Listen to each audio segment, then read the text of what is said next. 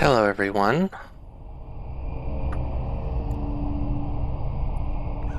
We're gonna start things up pretty soon. I'm just gonna do, the normal retweeting of go live stuff and that sort of thing.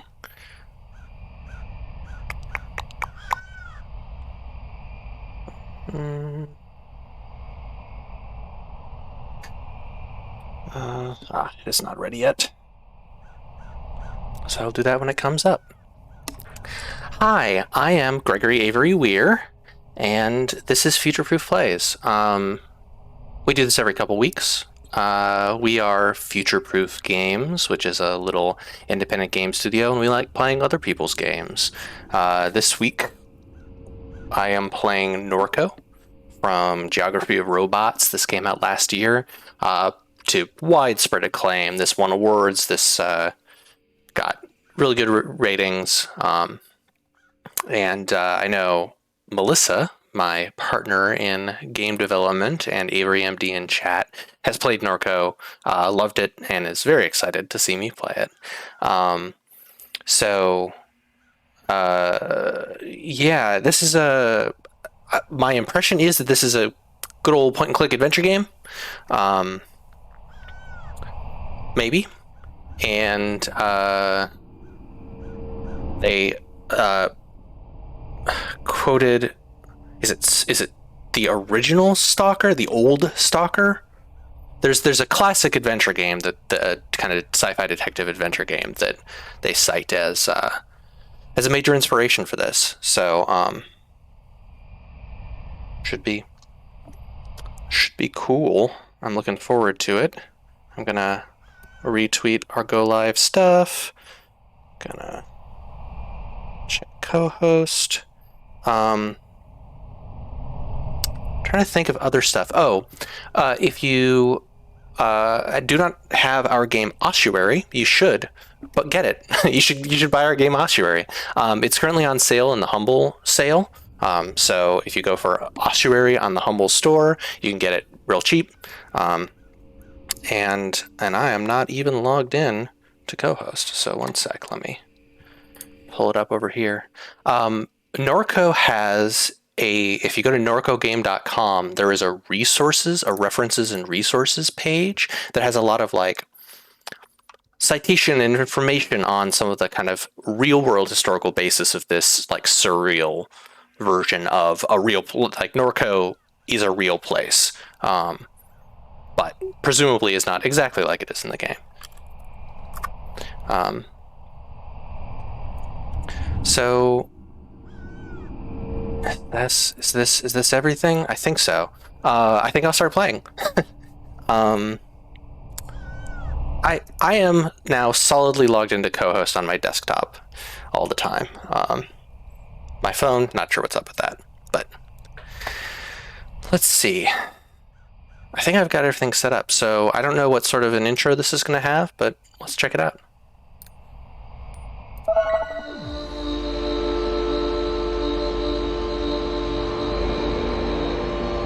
Shield hid the stars behind halogen and flame projected onto the sky every night.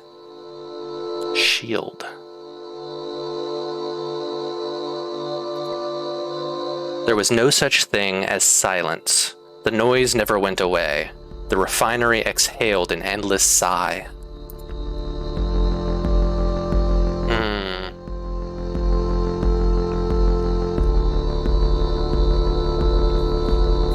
I still can't sleep without the sound. We're at I-10. You often dreamed that the towers were cathedrals, that the swamps listened when you spoke. Okay, we got our good old button bar here. That the birds became radiant spheres while circling NORCO's sky.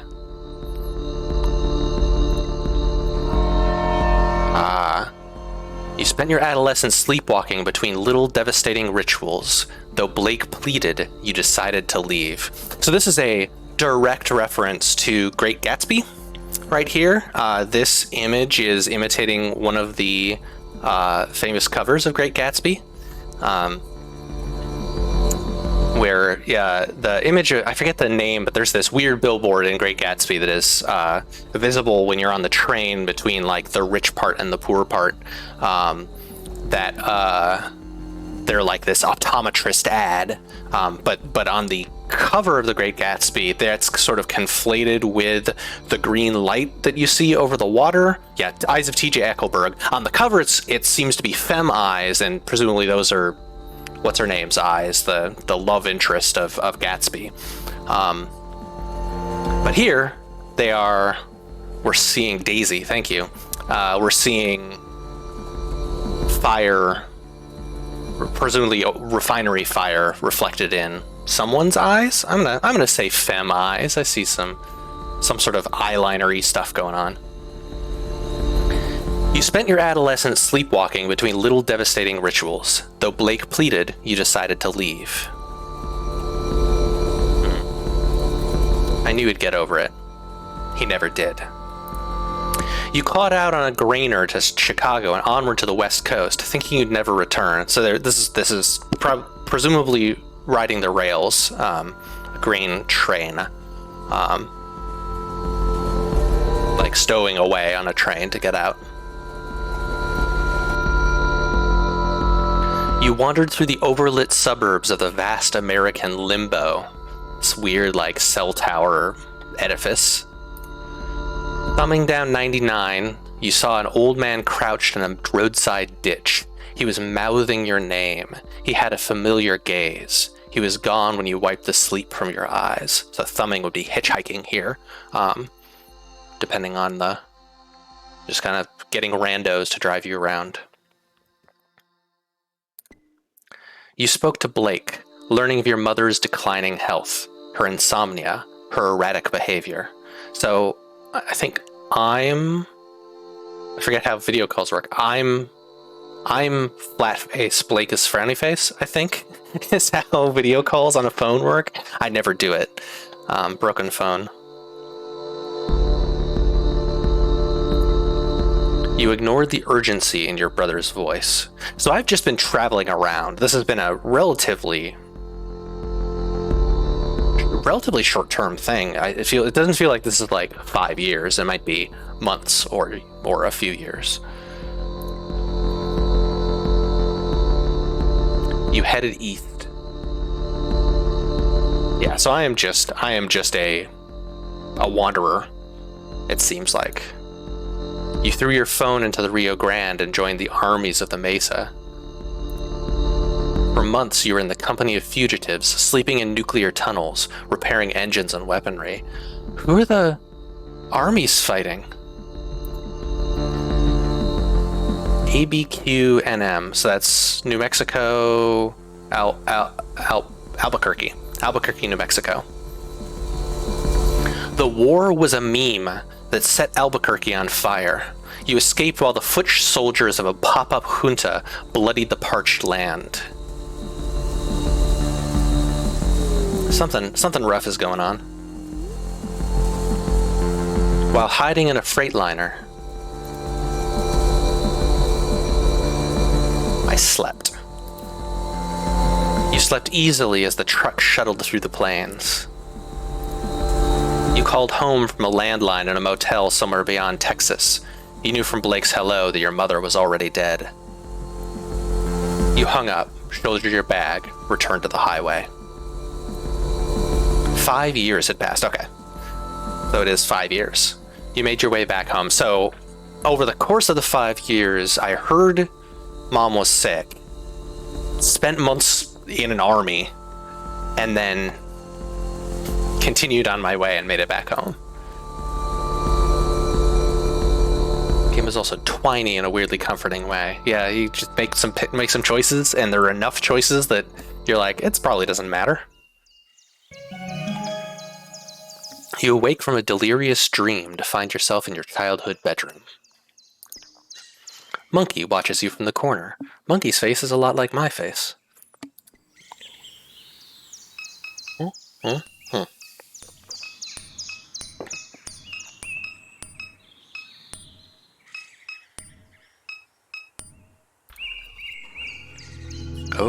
Oh boy.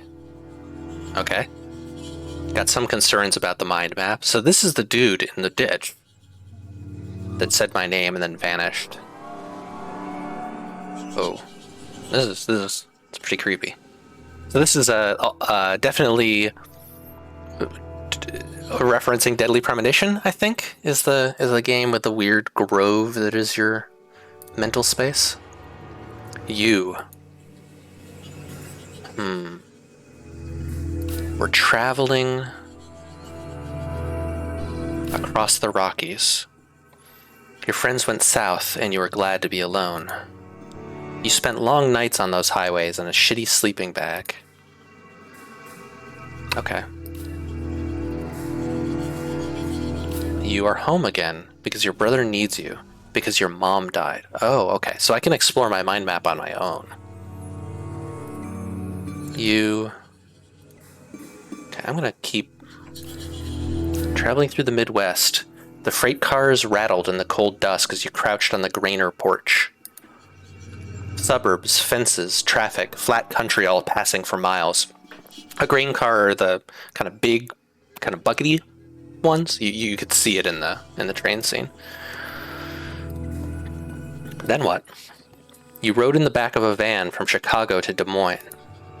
You stole a heater from Walmart and brought it to the poorly attended house show.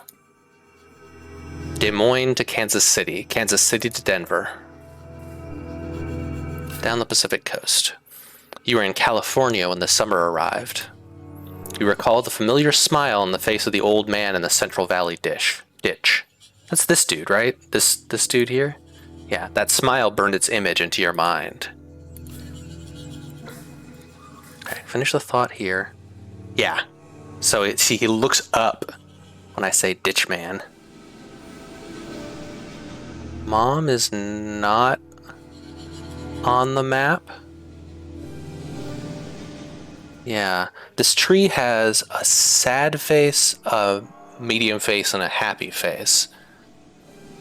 My brother Blake, or sibling Blake, is the frowny face. His brother, he, I think, was used. Okay, let's check out Ditch Man. The smile of the man who crouched in the ditch of the highway revisits your mind. His head was smudged with Wednesday ashes, and mascara ran from his eyes. Wednesday, Ash Wednesday, where you mark a cross on the forehead, something about Jesus. Mascara ran from his eyes. Okay, that's all I get from him. Blake, your brother, is a lot. Younger, reckless, gets in trouble, spends sleepless nights scrolling. Edgelord, sensitive, compassionate, foolish, can't take criticism, always needs money, tries to help those he loves but often makes things worse. What else? Insecure, dysmorphic, constantly changing his reflection, constantly checking his reflection, always seeking validation. Was terrified of you leaving, and now he's terrified of you dying. When I think of him, I just feel guilt. No love or anything like it. Your brother is oblivious. Your grandma once said that she didn't expect much from Blake. She said he was short-tempered, oblivious, and couldn't focus. Blake was sitting in the chair across from her, staring down at a tablet. After she left the room, you asked him how he felt.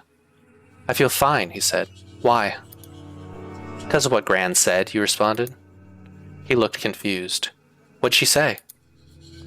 Your brother.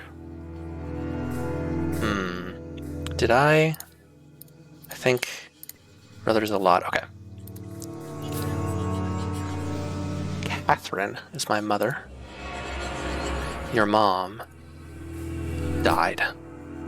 The cancer metastasized. It was in her liver, then her lungs, then it was in her brain. She was on chemo, never finished her third course. At the hospice on... This is going to be bleak and dark, by the way. Heads up. At the hospice on Jefferson Highway, Blake said the traffic shook the building. He left before she drew her last breath.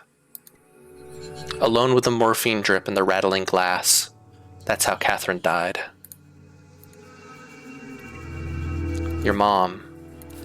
Finished thought. Alright, so far I haven't uncovered any sort of mystery on this mind map. A relief to be outside of my head. That's cute. Okay, I've got a map here. I can go to the living room. I've got an overworld. Okay. And presumably there's a liner notes. I'm just going to skim this. So it notes the people who are in Geography of Robots. Utes, Aaron Gray, Jesse Jacoby, and Ugali. Ephemera. Gore. Oh, that's Geography of Robots. Okay, so Raw Fury is their publisher. And a lot of thank yous.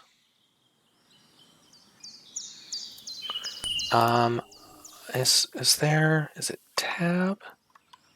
Alt? Control? How do I highlight hotspots? Melissa?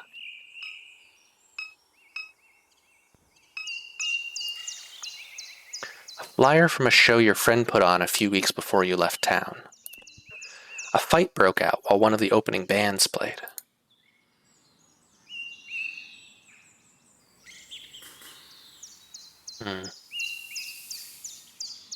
I was outside.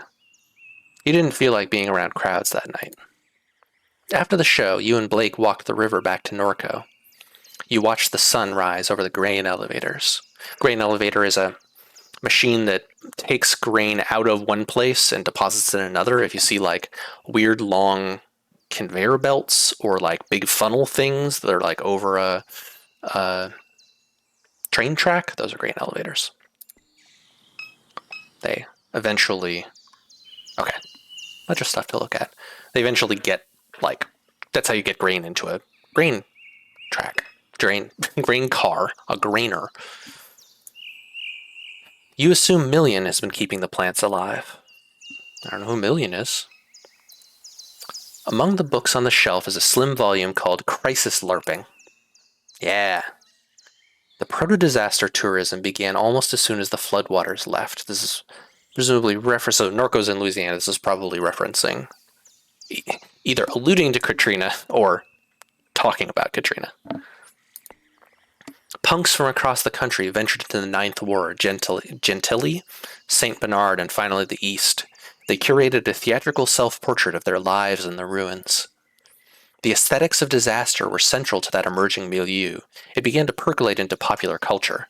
Collapse became the zeitgeist. Ooh. Wise investors recuperated the experienced disaster. New Orleans became a plastic dystopia, a marketplace for crisis. So this is, to some extent, referencing the tradition of Nordic LARP, which is a live-action role-playing that's like, you may have an idea of like boffer LARPing or Society for Creative Anachronism, stuff where people are like playing fantasy people out in the wild. Nordic LARP is a little more... It doesn't tend to be fantasy. It tends to be a little differently genre, but it is similarly, I'm going to use a word I hate to use, immersive, in the sense that like people tend to act stuff out. People tend to get very hardcore with their like they'll do wild shit. Like, you know, I don't know, wear the outfits that their character would wear, you know, not bathe if their character couldn't bathe. You might have game master type people who are like whispering in your ear the sort of things you should be doing. It's a lot more dramatic and a lot more always role playing than like the theatrical LARP that I've done with like Vampire the Masquerade and that sort of thing. Recuperation here is the situationist concept of taking revolutionary art, right? These influencers, these punks are like, look, our world is collapsing, and these investors are like, yeah, the world is collapsing. You can experience that collapse yourself for just the low price of $299. New Orleans became a plastic dystopia, a marketplace for crisis. You can think of recuperation in terms of punk music, right? Like, punk music used to be a thing, and still is in some cases, which was anti-establishment, but like, record companies publish punk records. capitalism has successfully incorporated punk into its image. Oh, that was the end of the book. Yeah, so when there was a flood in New Orleans, this, I think they said this takes place in 2017 or so. So if it's Katrina, Katrina was what, 2003?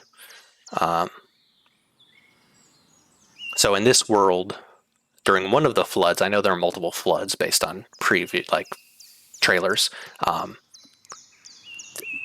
New Orleans got turned into like a weird flood theme park, or parts of it did. Plants alive. Water on the nightstand table. Good idea. A sticker from grade school. I was wondering what that was. Half peeled from the window. Still figuring out this interface. Laptop your parrain gifted you. Idles on a shoddy particle board desk. What's parrain? I don't know which of these things are cultural. 2005 was Katrina. Okay. I don't know which of these words are because this is a weird surreal horror realm, or because I just don't know local culture. Is this the full game? I don't know if Parrain is Godfather. Okay. I don't know if this is the full game. This is the Steam version of Norco. Wake laptop. As the screen illuminates, you notice that the signal in the house is dead. No internet. It looks like Blake was using the computer at some point. He left a browser tab open. View tab. So I'm seeing a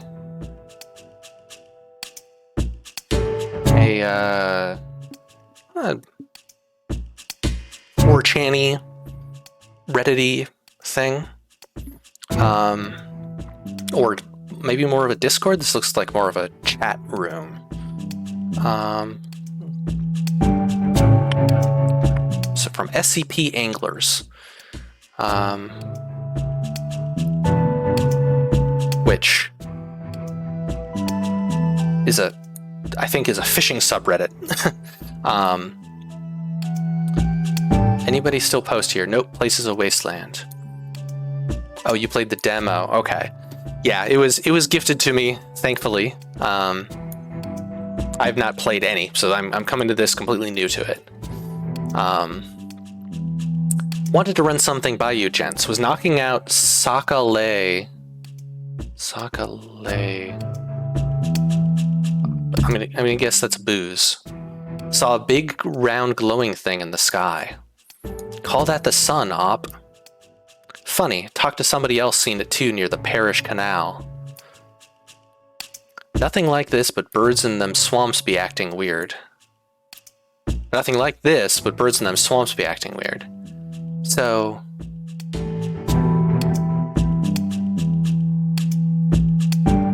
there's a big glowing thing in the sky. Okay. Looked like it was made of glass, maybe. Would glow real bright and then not at all. Moved fast. Best pick I could get. All kinds of shit been happening out that way. Get some sleep, op. Quack Job is a crypto app. Just like the name sounds, full of lunatics. App's a way of getting you to join a cult. Worse than that gang in the promenade. Can't trade that coin at any exchanges. Everyone knows it's a Ponzi scheme. Seen this exact thing, op. Still there? Seen at the base of the upper suction. The base of the upper suction in the spillway, in the canals. This is probably on a levee? On a big dam? So do I have... how often does stuff get added to my mind map?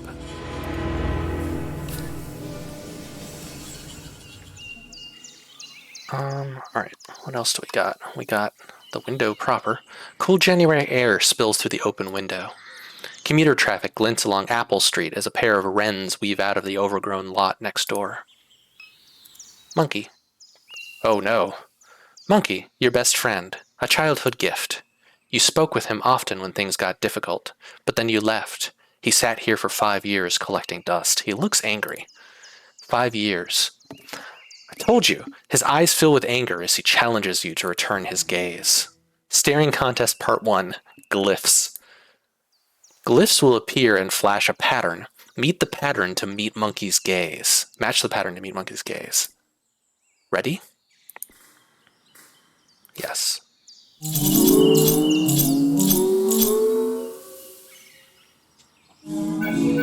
Okay, it's order.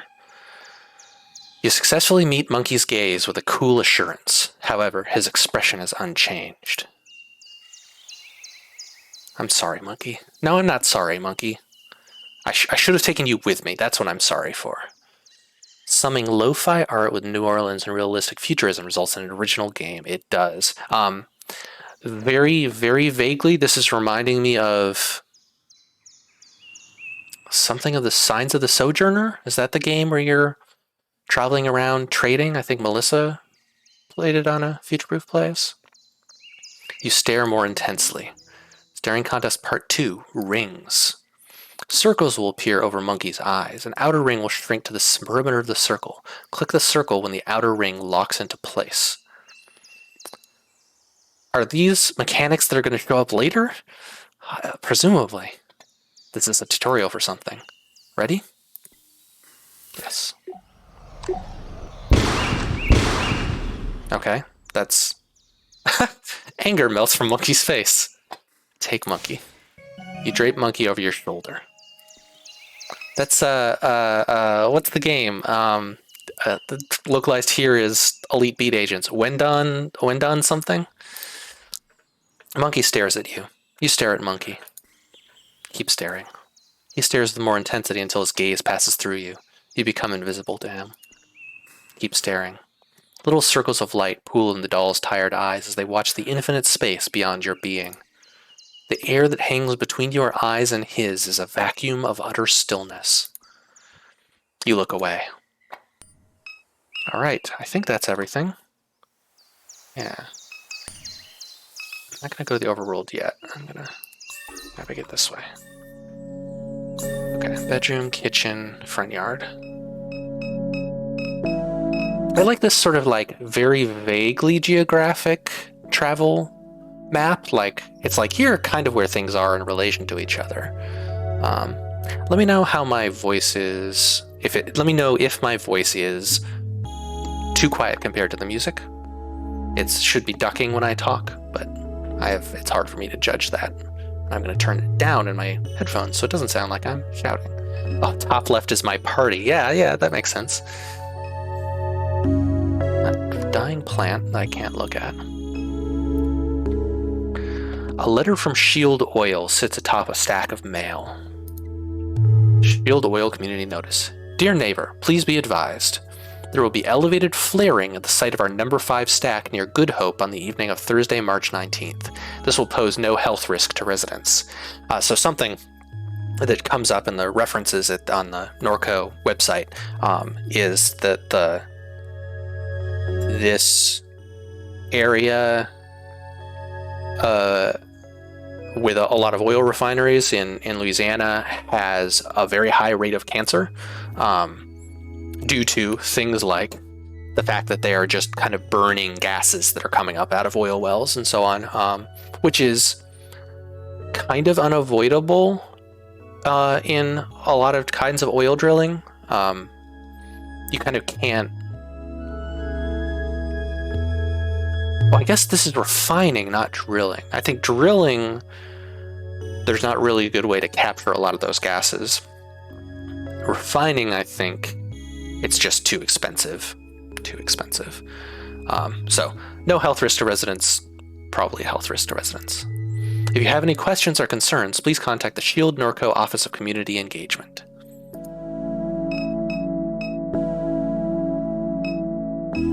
Is there more mail? No. A family photo album. Yellowing pages of disposable photographs. Your grandfather, a peculiar look on his face, impossible to read. Your mom staring at Blake through the obscure lighting. He's dressed as a vampire, tugging at someone's waist. Pleated khaki shorts. A photo labeled Duck. Scene of a barbecue on the lakefront. The man at the center points playfully at the camera. His face is obscured. Turn the page and there's Blue, your father, though you've never thought of him that way. An easy smile on his face, a canister of dip shoved into his front pocket. That's chewing tobacco. You set the book aside. Alright, so we've got Blue, Biodad. Blue is a vague memory. You don't remember Blue, only the things he left behind. Photographs, cologne, tools, the name that your mother kept, her surname. Even the pictures that have survived are too faded to make out. Pops Pierre, your grandfather, Peter Pops Pierre Melancon. He passed away when you were a teenager. He seemed to court controversy, though as a child you never understood why. That's gonna be fucking dark, presumably.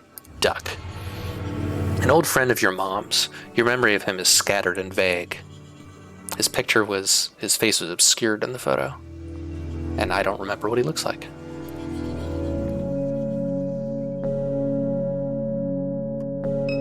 Right. Memories of sleepless nights. Your mom sitting here staring through the window. There was a tension in her demeanor, as if you were interrupting some urgent and obligatory task. You'd continue to the kitchen with no words exchanged. I thought she hated me. She was thinking about Blue. She barely knew you were there. There's an interesting kind of conversational narrative tone here. Like, this is also probably drawing from Disco Elysium, which I have not played and want to. But like, my dialogue choices are in first person, but I'm kind of in conversation with the narrator, right? I thought she hated me. She was thinking about Blue. Like, that's a response. That's not a continuation of the thought. That's a reply to my choice. A photo of your mom holding Blake as a baby on a beach in Pensacola, Florida.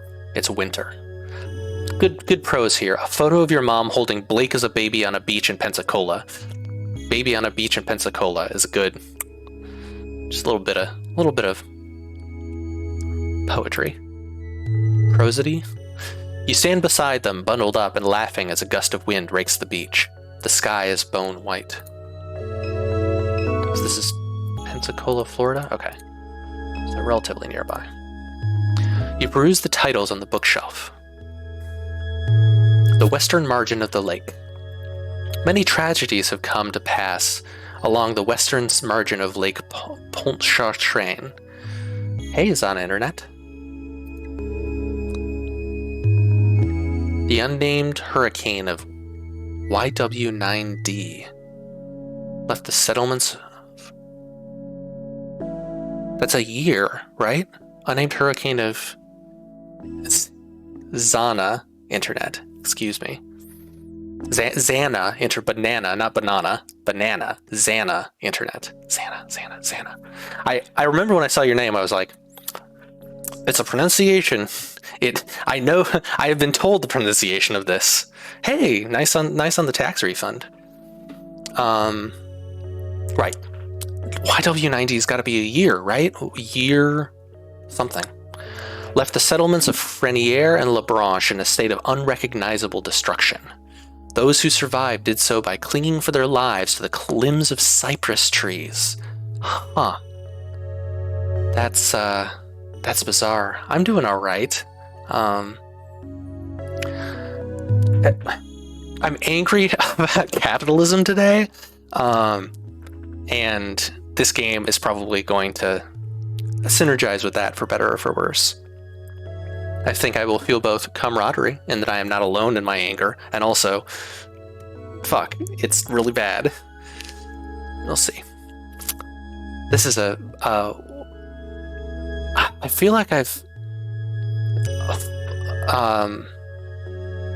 you see in flood imagery a lot folks on the rooftops of buildings, and this is like one step worse, right? Cypress, I think, get taller than houses. And so the implication that like the houses are immersed and you have to be in the trees in order to survive the water, which presumably this happened, right? Presumably there is some flood. This is either a real flood or there was a flood where this happened. The fables and secrets of those communities lie with the bones now scattered in the sediment of the lake. Critiques of deliberate externality. Shield, the oil company, has acquired much of NORCO's most flood-resistant land through a variety of mechanisms. Maudier and Moore, YX1Y, argue that one such mechanism is the process of deliberate externality. This theory posits that key corporate decision-makers encourage the company to emit effluent and noxious substances into the environment with the explicit intention of decreasing neighboring property values. There's an interesting question here, right? Which is, this is true in a certain extent. Like, this is a thing that happens, is that industry is able to kind of transform the land around it in order to serve its own needs. And one of the questions of that is like, the answer doesn't matter, but like, how intentional is this?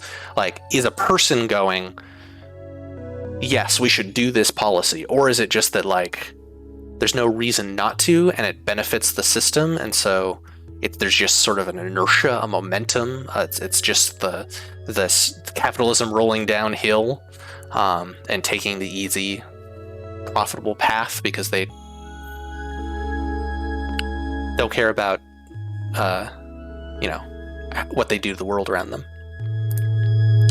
This compels residents to sell their properties below market value to relocate as quickly as possible. The criticism that this theory often receives is that it diminishes the importance of slavery in situating black residents along industrial fence lines up and down the Mississippi River. The fence line concept, which I'm not familiar with, it sounds akin to redlining, which is a thing that happens in a lot of city areas. But this is talked about in the references page. There's like real citations that are not Jacob's YX2D there. Up and down the Mississippi River. In the words of Carter, slavery was the deliberate externality from which Shield continues to profit. Pollution was never needed. Deliberate externality. Externality, like,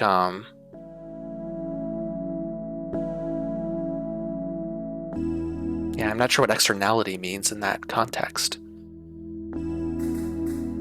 And right, like, both these things are true. There is both the shaping of society and what some people call like the capital, I don't know how to pronounce it, Capitalocene, which is like the reshaping, the geological reshaping of the world to serve capital. But then there's also just like history coming down where like proto-capitalism enslaved people, and the inheritors of that wealth continue to impress the inheritors of that exploitation and poverty. Fence line diaspora. In the end, we decided to leave dimes. It wasn't the cat cracker. Cat cracker's probably a thing that breaks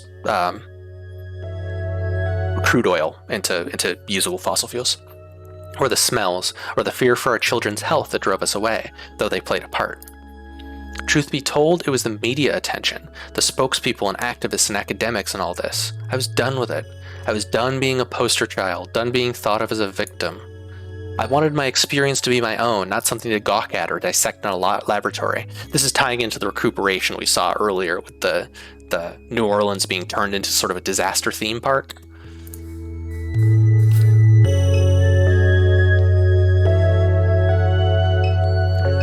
Books, laundry. Your mom's unfolded laundry. So, mom died a while back. I can watch TV, and I can go into the kitchen. Have I seen this photo? Yeah, this is the beach photo.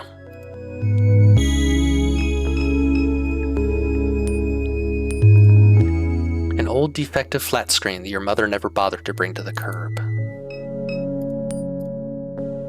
You turn on the television. A chaotic distortion of your mother's memories flash before you.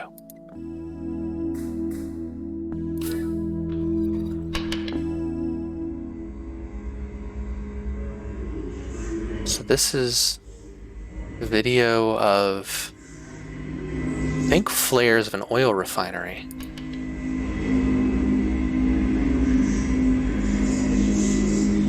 Someone fleeing a fire. It's highways. There's another refinery smokestack thing. So this TV is defective because it shows my mother's memories instead of television. Kitchen. I don't know how much fucking like puzzle solving or role playing I'll end up doing. I might mostly be wandering around rooms reading everything. This is how I play these games. Happy to field discussion in the chat if y'all have input or questions or anything on my perspective on all this. Pills. Your mom's painkillers are spilled across the counter. So there's still this presence of my mother, even though like she died when I was out. I was elsewhere. I was fighting a war in New Mexico. You discovered so many dead cockroaches in this microwave over the years that it's discouraged you from using it. For several months, a dead baby roach was stuck between the clock's display and the protective screen, blocking the hour. Blake finally shook the microwave aggressively enough that the roach fell into the guts of the machine. There's sort of the implication that maybe some of Blake's neurodivergence or whatever is causally tied to the same thing that gave the mom cancer, which is the oil refineries. You're always frightened by the laundry room. No explanation. So this backyard attic. Okay. So I can get to some places I can travel to via hotspots in the world, and kind of anything behind the camera I have to use the map, the little mini map for. I think. Oof. This shape to the right for a moment looked like a person. This game's already jump scaring me. I don't think this is a jump scary sort of game, but boxes. There used to be much more clutter up here. You imagine your mom gave it away as the end approached. This game is challenging? Yeah. It's bleak. Oh, backyard. There's Million. Million's the one that kept the plants alive. Crab net. A disintegrating crab net. Blue taught your mom how to make these, and your mom taught you. Blue is the dad. In the summers, you'd bike to the suction before sunrise, tie chicken necks to a net.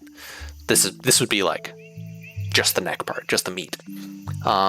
Submerge it and nurse your coffee while waiting for a bite. Motorcycle. An old disused motorcycle with extensive rust and wear. I love the word disused. It's not unused and it's not misused, it's just disused. The towers of the refinery wink in a subtle and familiar rhythm. This truck was your grandfather's.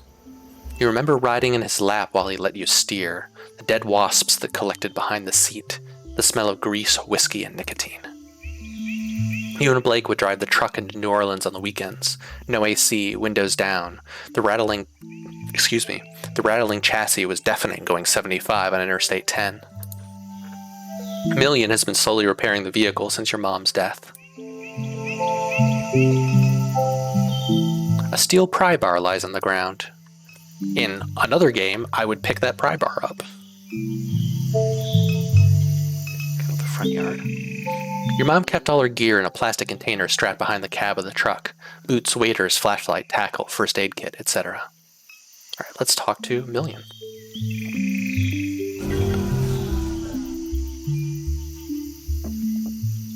Million sits in her characteristic slouch, lost in thought. Her carapace has taken on the rusted and weather-worn quality of the rest of the machinery in the yard. Does that mean she's machinery? You recall the night that your mom showed up with her. You and Blake stayed up past dawn, poring over pirated API docs. Her ragdoll mass was slumped on the floor as you wrote the routing procedure. So she's a discarded robot, presumably, that got jailbroken. You wonder if such memories hide behind her constellation of eyes. You wonder if you wonder if memories like that is what that's saying. I don't know why I can't make that sentence come out of my mouth right. The robot regards you casually. Speak. Gorgeous. Kay, you're awake. Best sleep in years. The sound of the refinery did always help you sleep, didn't it? I like that the game remembered that. In any case, I'm certain I was no help. She gestures towards the motorcycle at the edge of the carport. I was turning over the engine on that bike to test the coils. It was quite noisy, but they're in good shape now. All I need is a fuse and we can use it to get around while I finish repairing the truck. I heard the phone ringing inside, but I had my hands full. Were you expecting a call? Many people have been calling since Catherine died. Your brother is usually the one to answer the phone, but I don't know where he went off to. I wonder where he could be. Likely at the bar or bookstore, if I had to guess. Why would so many people be calling? Your mother left behind a lot of loose ends. From what little I know, I gather she was conducting research for a client in Fat City. I sense that many people would like to acquire that data. I am unaware of where she has hidden it. Perhaps Blake knows its whereabouts? Who is this client? I haven't a clue. These aren't things she discussed with me. As the cancer spread, she became more guarded with her research.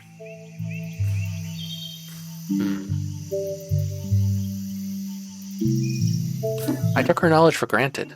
Your mother had a lot to teach, but she wasn't always the easiest person to get along with. I don't think we've had an implication so far of what my mom's field was. Who exactly would want to see the data? Your mother spent her entire life researching this town, historian. She knew histories that others have forgotten. History has a lot of value in this place. So anyway, where can we get a fuse? The gas station just up the road has them, but you may have to persuade Troy to let you in. That's all. I'm just gonna check my mind map. I really don't like this dude hanging out in my skull. Million. Oh, Million's the smile. Million was a fugitive. Once a fugitive, now just a relic. She spends hours in stasis beneath the house like any discarded thing would. Million was a security android. She guarded the perimeter of the aluminum refinery in Gramercy. One day she ran away. To find her family? What? No. Million. Why? You don't know. Million. Yeah. So I like the conversation with the narrator, right? Like, I mean, to find her family? No. Like, who's this narrator? Catherine, your mom was conducting research. For whom? For a client in Fat City. Mom. Okay. Client. Your mom's conducting research for a client in Fat City. That's all you know. Shield. Shield is an oil refinery. Shield Gulf South is a regional subsidiary of a transnational oil empire. It holds a large share of leases in the Gulf of Mexico and refines crude oil right here in NORCO. Okay, so the oil is coming from the Gulf, just like in real life, I guess, coming from the Gulf and getting refined in NORCO. The chemical annex sits on the other side of other side of town from the refinery. It produces the feedstock for plastic consumer products. Melissa, you've presumably, I don't know if you took organic chemistry. How do you crack oil? Like, I know crude oil is this big hydrocarbon. How do you split it? Is that heat? Is there some chemical catalyst that splits it?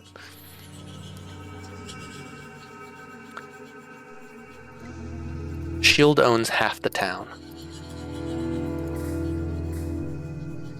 You're not sure about that process. It's fractionation, I think. You do something that splits up the oil, and then you filter it by density, if I remember right.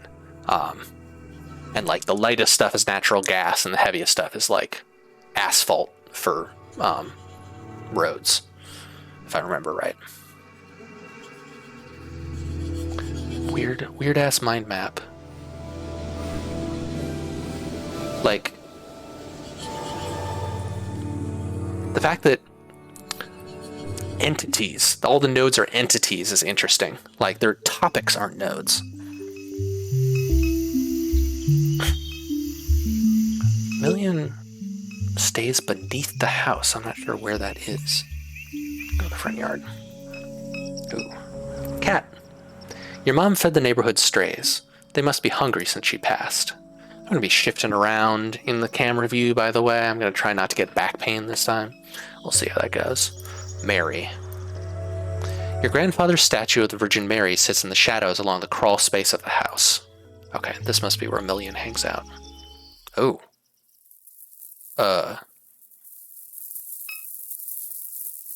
In the crawl space is what I was thinking. I don't like that sound. You observe the weathered concrete and flaking paint of the statue. I'm going to have a staring contest with the statue. Inspect further. The face is especially deteriorated, framed by a system of cracks. Kind of don't want to pray to it. You run your hands along the deteriorating contours of the statue. It snaps off as if by design. Behind the statue's face hides an odd assemblage of electronics carelessly soldered together. At the center of the electronic configuration is what appears to be a card reader. Okay, so this has got to be to do with my mom's research, maybe?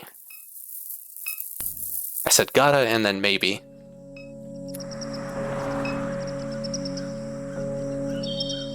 Three times this house is flooded.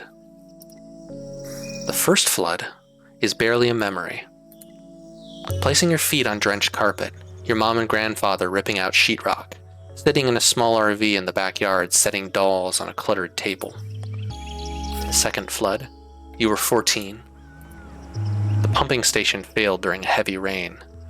You were in class watching the clouds move upriver. You got a text message from your mom. Stay in Destrehan. I'll come get you. So a pumping station would be a thing that pumps water back out into the Gulf. For 2 weeks, you shared a hotel room with your mom and Blake. She spent all her days gutting the house. In the evenings, you would sometimes help. The third flood, another pump failure. Your mom hired contractors with the insurance money. She said she was getting too old for it. These pumps are like... Talking about like how capitalism and property values and so on interact. Like, you could pay money and make sure the pumps have redundancies and that this house doesn't flood. But if it doesn't matter enough to spend that money on that instead of other things for the government and the corporations and whatever. You were bitter. You blamed her for not selling the house sooner.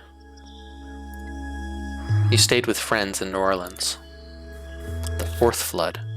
The fourth flood will follow a slow hurricane, and it will be a calamity. This is talking about the future. It will leave the entire region submerged as critical levees breach. There will be a massive blackout that lasts weeks. Much of the sewage infrastructure will be damaged beyond repair. The embattled federal government will do nothing to assist. It will bankrupt the region. Small militant enclaves will form along the high ground of the Mississippi River. They will take to piracy and hijack commercial shipping vessels. Private mercenary forces will retaliate in kind. Slowly, industry will flee this hot zone. The old river control structure will collapse from neglect and sabotage. The Mississippi River will again change its course. NORCO, an old abandoned refinery town on a ghost of a river. Your house will be squatted and then raised. I love that, like, here's the story here's what happens. Here's the story of this place. This story is just kind of positioned in the middle of a thing, of an ongoing journey to destroying this land. And the things that are destroyed are all things that destroyed what came before. Right? Like, people lived in New Orleans before there was a levee. And they didn't need a levee.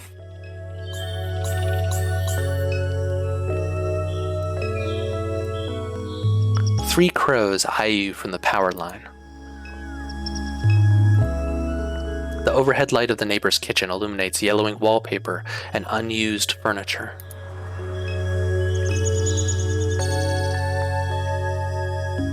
That's everything here. That's the backyard. No, this is the front yard, now the street.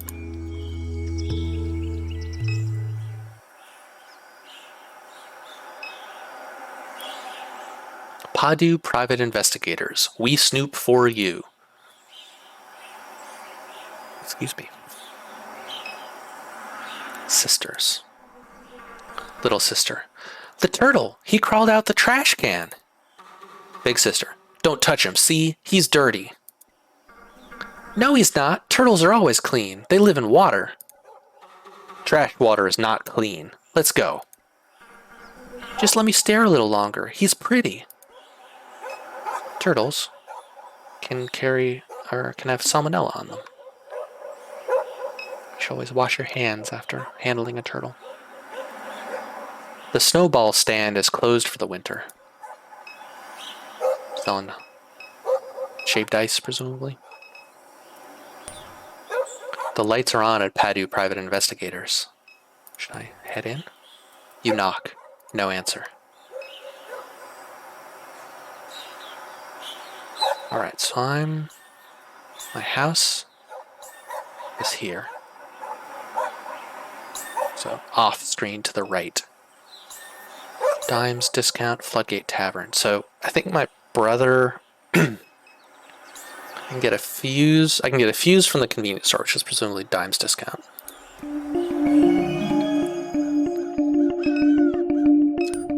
What does my overworld map look like? Okay. Home, Dimes Discount, Shield Oil Refinery. I love that the map is animated like this. Is it going to keep zooming out, or is it just breathing?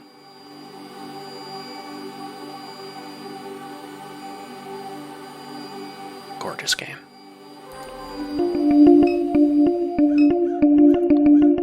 A film crew is set up along River Road. Several floodlights illuminate a gruesome murder scene. Two men stand pensively above a corpse. Approach the set. As you near the set, a small, energetic man jumps from his chair. Attention, dumbass! Can't you see we're trying to shoot here? What are you filming? It's a detective drama called None of Your Goddamn Business. Any other questions? Sounds cool. So is this like a murder scene? Keep it up and it's gonna be. Hey, you know what? Wait a second. You from around here?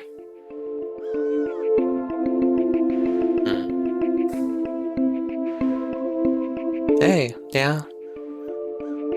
Good to see you. We could use some cultural expertise, you might say. We're filming a Bayou cop drama, and all those knuckleheads are from LA. An actor on set turns towards the director. I told you, Kevin. I'm from Texas. Oh, that's right, Noah. I forgot. Your Harvard-educated daddy bought a boutique ranch outside Austin.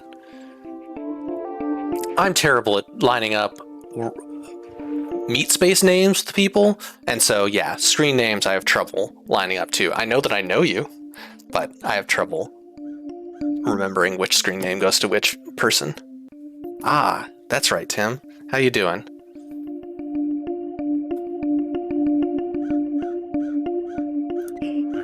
I have done role playing with Tim. Well, that don't make you a cowboy, Hoss. Now hush up before you scare off the yokel. The director returns his attention to you with a mild look of disgust. Help us out, will you? The script needs some work. What do you say? So, prediction. I am going to either end up having to move out to Shelby. That's a ways out. I hope that you're doing fine out there. I haven't been to Shelby in years and years and years, even pre-pandemic.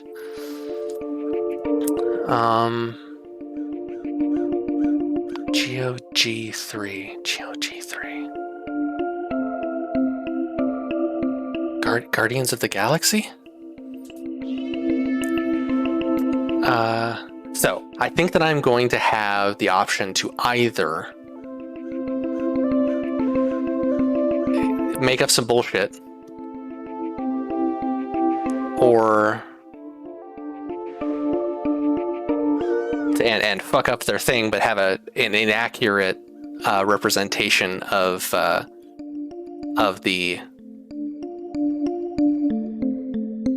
area in media, or help them and thus kind of be participating in the recuperation process of being like, yeah, this is an accurate view of the area because we talked to a local.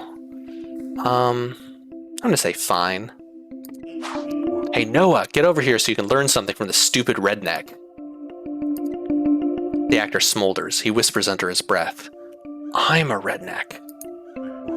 Fine, Noah. You're a redneck, a real salt-of-the-earth kind of guy. But as luck would have it, we came across an even dumpier hayseed than you, okay? So just take a knee. Alright, anyway, we need some good slang. What do you call a villain, a bad apple, a lowlife? Crawfish devil? You nod solemnly. Wow.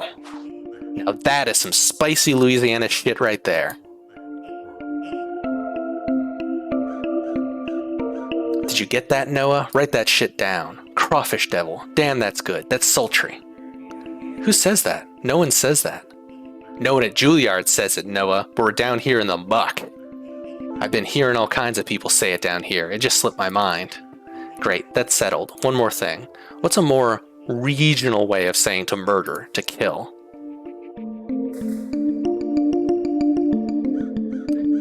Slather them with the oyster-flavored peanut butter? You maintain severe eye contact. I'm good at eye contact. I was able to win a staring contest with the stuffed animal. Jesus, that's vile. That's repulsive. Just like this fucking place. I absolutely love it. Noah. Yes. Slather them with the oyster-flavored peanut butter. Got it? Yeah. Well, I'm satisfied. The crawfish devil. Slathered up another poor bastard with the oyster-flavored peanut butter. Sends a shiver down my spine.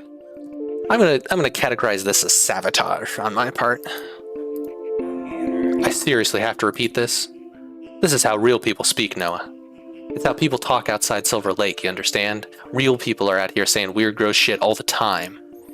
So memorize that line, because that line is going to win me a Golden Globe. It's not.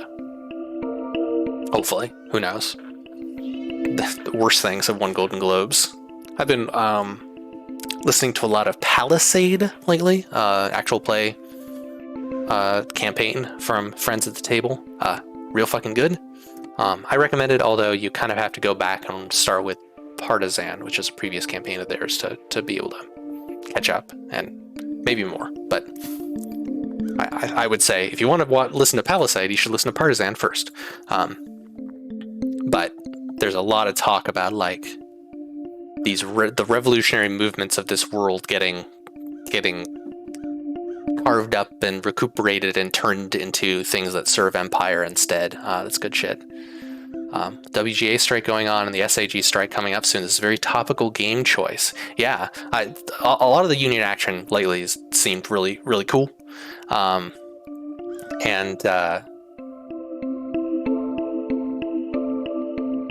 I have not yet run into labor stuff in this game. There's a lot of anti-capitalist stuff in this game, but not labor stuff.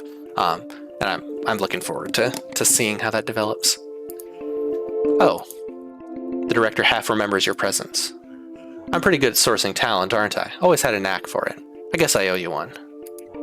If ever you need anything, talk to somebody else on set. Just don't bother me. I'm busy.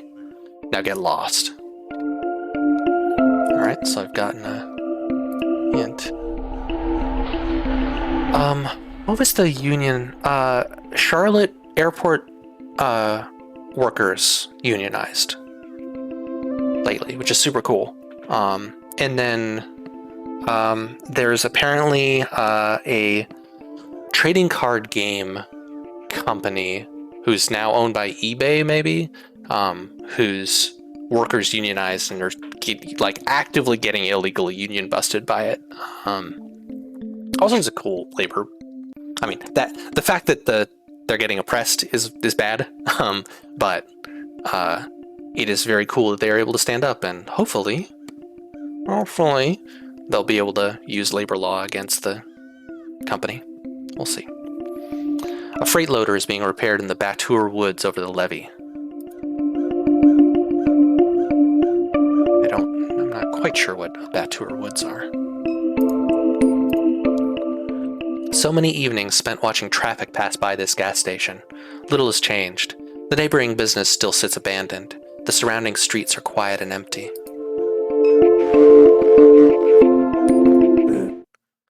Well, well, well. Look who's back. Oh no. Troy. Batour, the alluvial land between a river at low water stage and a levee. Alluvial land between a river at low water stage and a levee. Okay, so it's the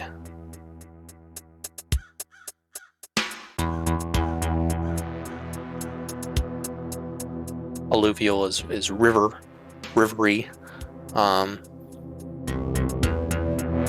So it's kind of just weird floodplain stuff. What happened? Carnival forget you beside the road? And you even brought your little doll. Don't fuck with Monkey. That's cute. In fact, because my mom died.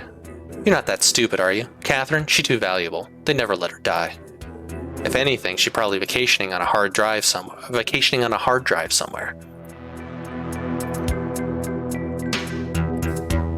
You're trolling me about my dead mom? Trolling? You so damn sensitive. Can't say nothing around you. Your mom was excavating all along the rim of the lake. She used to pay me to help from time to time, matter of fact. She needed somebody smart. Somebody vigilant. Somebody like me. Especially with S.H.I.E.L.D. snooping around. I seen some wild shit out in them swamps with Catherine. I'm not going to do accents. What kind of shit? I won't bother telling you about it. Might hurt your brain. And anyhow, this ain't story time. Not letting you in this gas station. Goddamn company that runs this dump did me dirty. They swapped me with an ATM machine for speaking truth. Ain't letting nobody through until I get an apology, very least. I mean, I do respect labor action. That sucks. Don't patronize me with your weak pity. If you really want to get through, go get me some of them pills your brother was selling. That might persuade me. Ugh. Okay, so I can fight. Yeah, shuffle off then. So I need a fuse from here. It seems like I can fight, or I can presumably give him some of my dead mom's pills, which is real bleak. Troy knows your family. He was buying pills from Blake and occasionally helping your mom with her research. He says she was conducting research in the lake. This seems like the sort of game that's got a bunch of solutions to things. Oh, hey, I get to explore the Batour.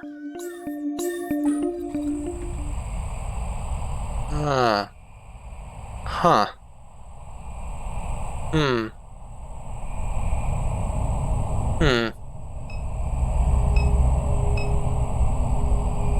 very worried that this drifter is ditch man. A memorial languishes in the river mud. A 2x4 cross, plywood plaque, cairns of pulverized concrete. Sprayed haphazardly onto the plywood is a remembrance.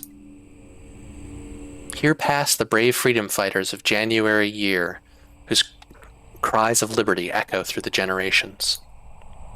In much smaller lettering, a different hand scratched "Fake" across the bottom of the plaque. A lone horse drinks from the stagnant water pooled across the riverbank. See this drifter. Jump scare warning. A man sits on a pile of flotsam, his head buried in his canvas jacket against the sharp air. Stupid horse. The man's gaze stays fixed on the opposite bank of the river, never turning to you nor the horse. Can't stand that horse. Lots of stupid in this world. Stupid people, stupid horses. Couldn't agree more. He spits on the dirt at his feet. You know what all they dump in that water? Hell of a cocktail. He spits again, wiping a string of mucus onto his sleeve. What you out here for, anyhow? Ain't you heard they got a criminal on the loose? Bringing the law around here, making things harder for the rest of us. Best be sharp, young one.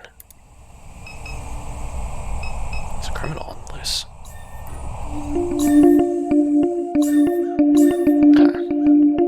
Can't get inside without fighting or bringing pills.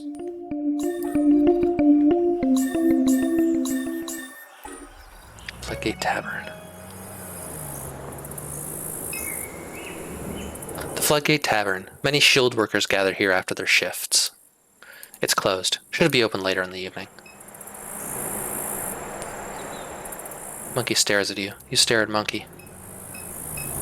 Not quite sure what Monkey's around for.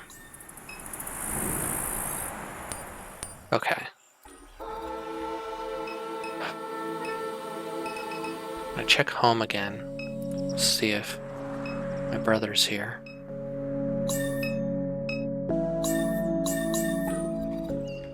My brother's bedroom is not here.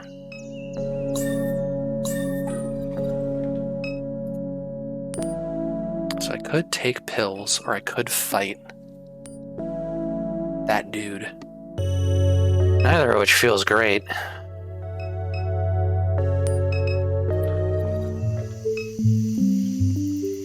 Million... anything new? What do y'all think? Should I give Troy, the gas station jerk, pills, or should I fight Troy? First response in chat is what I'm going to go with. I might fail at it.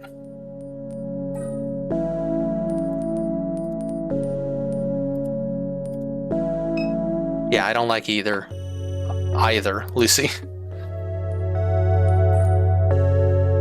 CRT filter? Off, I think.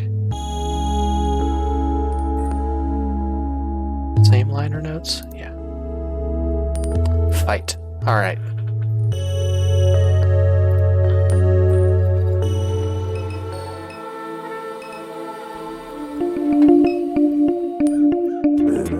Back again, clown? If you really want to get through, go get me some of them pills your brother was selling. That might persuade me. This is not really a legit labor action. It's not a collective action.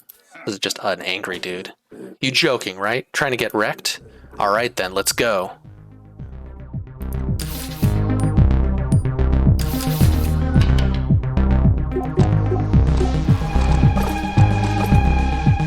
Monkey attacks Troy for 30 damage.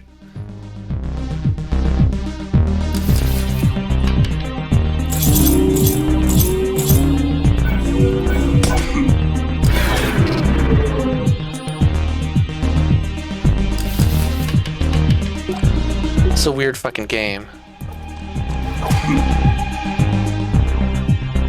Achievement unlocked, class trader.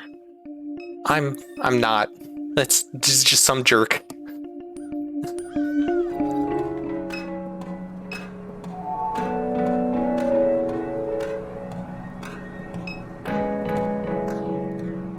Dusty bags of dog food line the shelf. Like, oh, Troy's unconscious out there. I will absolutely say that the bad guy here is the weird the company that replaced Troy with a robot. Although the robot may also be a person. Also, Troy probably deserved it. The Troy's like, did this for speaking truth. The truth he was speaking, probably terrible. Candy, protein bars, bubblegum, breath mints, taffy, etc. Fuses hang on the shelf. You wonder if this place ever started checking IDs. During high school, friends in the city would drive all this way just to get booze. Immaculately stocked cigarettes. Did I look at the dog food? Yeah. Manual price scanner. The disembodied illuminated head of the kiosk levitates silently in the browser tab. Good evening. How may I help you? You know Troy, that guy outside? Thank you for your inquiry. I am forwarding it to Perilou & Sons LLC. Perilou & Sons LLC has declined to respond to your inquiry. So why'd Troy get fired?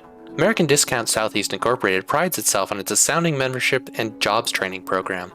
American Discount Southeast Incorporated works to ensure that each franchise location provides opportunities for career growth. At American Discount Southeast Incorporated franchise locations, we leverage automation and machine learning technologies to enhance the lives of all employees. To apply for a position at any American Discount Southeast Incorporated franchise location, please visit American Discount SE-ADSE today. You own this place? I am Discountware, a distributed cloud-based operating system for American Discount Southeast Incorporated. Semantic version number 16.3.3. 16? That's a large number for your major semantic versioning. That means there have been 15 previous things that were not compatible. The owner of this franchise is Perilou & Sons LLC. Discountware is licensed to licensing agreement. So Perilou & Sons are petty bourgeois owning this franchise that is actually operated by this huge corporation. How do you like this job? I proudly perform the routine maintenance operations and procedures of 227 American Discount Southeast Incorporated franchise locations across the Southeast region. ADSI is a model company. Thank you for inquiring about ADSI. I'm good. Fuses hang on the shelf. You grab a fuse. I detect that you have merchandise in your possession. You must remove any unpurchased icons from your backpack and scan them in order to exit the store. Should I just shoplift? The door is locked. Please pay for the merchandise you have in hand before exiting.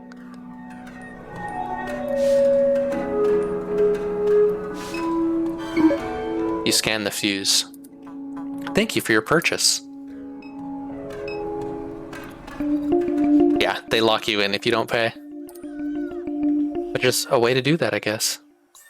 Oh, the kids have left. Is the tavern open? No. Okay. Later in the evening is pretty late in the evening.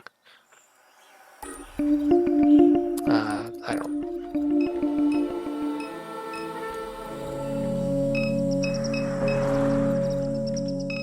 I guess backyard is actually where I'm going, right? You got the fuse? Good. We'll be able to use the bike to get around town until I'm done with the truck. It concerns me that Blake still hasn't returned. He's been spending a lot of his time at Sarpy Paperbacks lately. Perhaps we should look for him there? Let's go.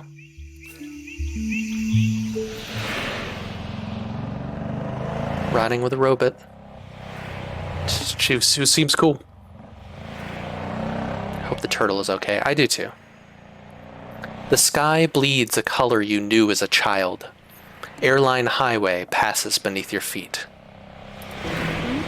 Million has joined your party. They may be able to help if you're stuck.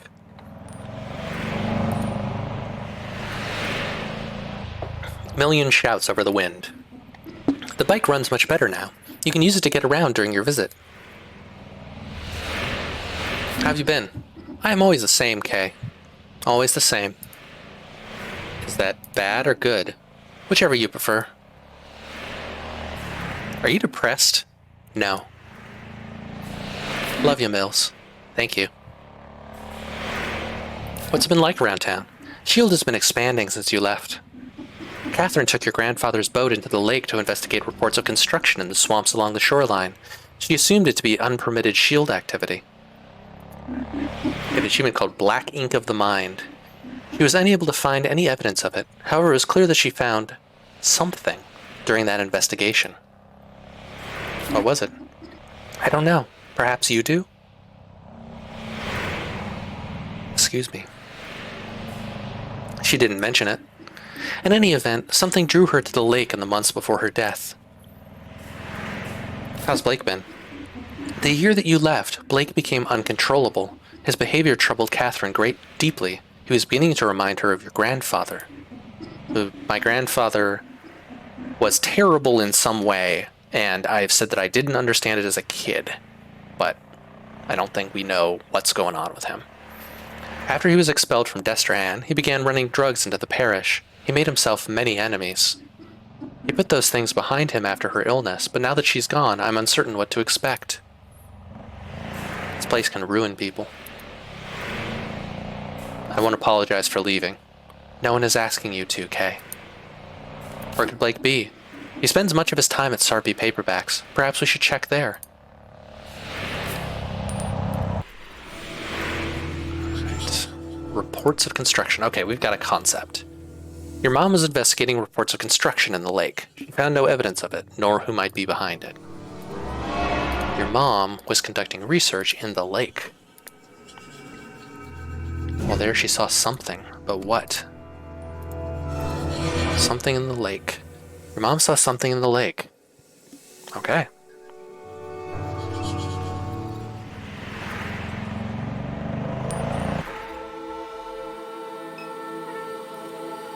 The sprawling S.H.I.E.L.D. industrial complex. Long ago was plantation land, cheap and abundant along the Mississippi River. The refinery grew in stages, slowly displacing surrounding neighborhoods. So plantation land being land where people were enslaved. The chemical annex came online later. Children of the enslaved became the neighbors of this machine. Towers. Carbon and alloy in stainless steel. Among the columns sits the catalytic cracking unit that rocked the town. Okay, catalytic cracking. So it must be... there's some catalyst involved. Pipelines. The webwork crosses high and low, over and under traffic and water and concrete, like veins, like gossamer, like neural circuitry. Lights. Everywhere. Metal halide probing the river's expanse, coded patterns of warm sodium and cold LEDs winking, thinking, knowing. Something to decipher in all that NORCO light. I remember Blue. You only think that you do. When he died, part of her did too. So Blue is my bio dad. Thanks for stopping by, Tim. Good luck with bowling.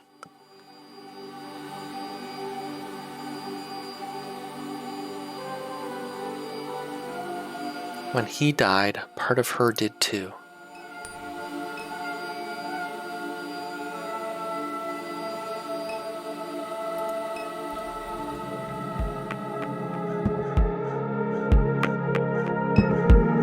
Teens, driver, bookstore.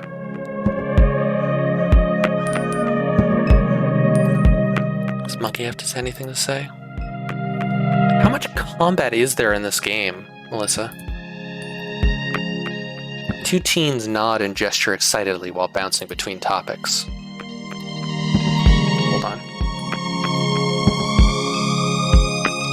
This dog is important.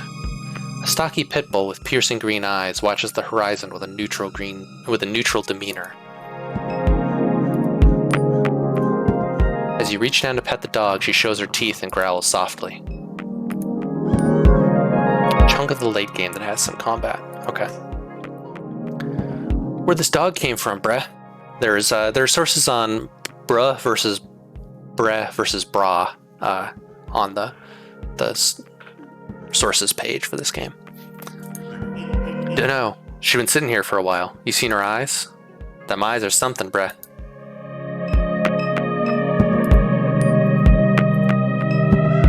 Green eyes matching the green eyes in the train scene that reminded me of the Great Gatsby cover. Not enough combat for you to be actively mad that you were on your Surface without a mouse. Makes sense, although it seems like tapping would work real well if this game accepts touch input. Your mom used to come here to dig through the stacks. Among the heaps of used romance novels and westerns, she always managed to find some occult artifact. The owner is also the landlord. You imagine that's the only way he manages to keep a place like this running. Over the years, they've experimented with other revenue-generating schemes. For a while, you'd get your phone repaired here. Then they tried selling vape cartridges. Then kratom. I don't know how to pronounce kratom. Then I've only ever seen it written. Then anime wall scrolls. LSU yard ornaments after that. You remember seeing online that they were trying to do some kind of acupuncture thing. In the end, the schemes always fail, and only the paperbacks remain. There's probably going to be talking in this scene. I am going to take a quick break, refill my water. That's about it. So, I'll only be a couple of minutes. I'll probably stretch and stuff. Just maintain my self, my flesh. So, I will be back. How does this work? Every time I need to remember. So, back in a few minutes.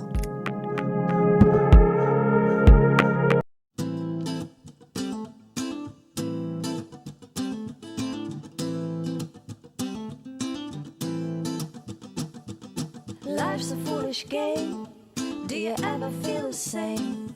Well, maybe we could change. Turn the ship another way. Feel it in the darkness. We're sailing right into those jagged cliffs. Yeah. Some say we've always been insane. Hey, life's a foolish game. Simple equation for an enclosed system. Natural world gone missing, plus all our CO2 emissions equals degradation, waste and shifts and mass extinctions. Oh no, but maybe we can change. We sure can't stay the same, 'cause life's a foolish, foolish game.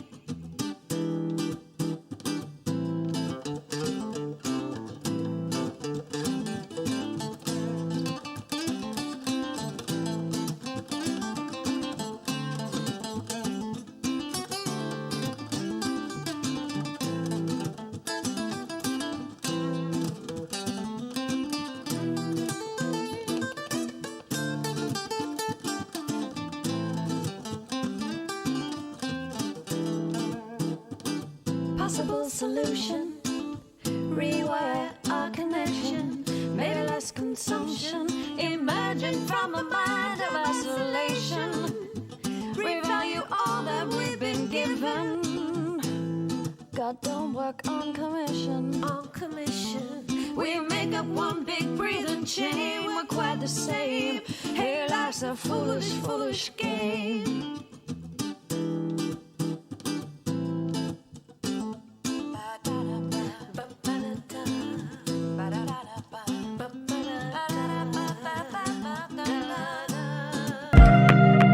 I'm back.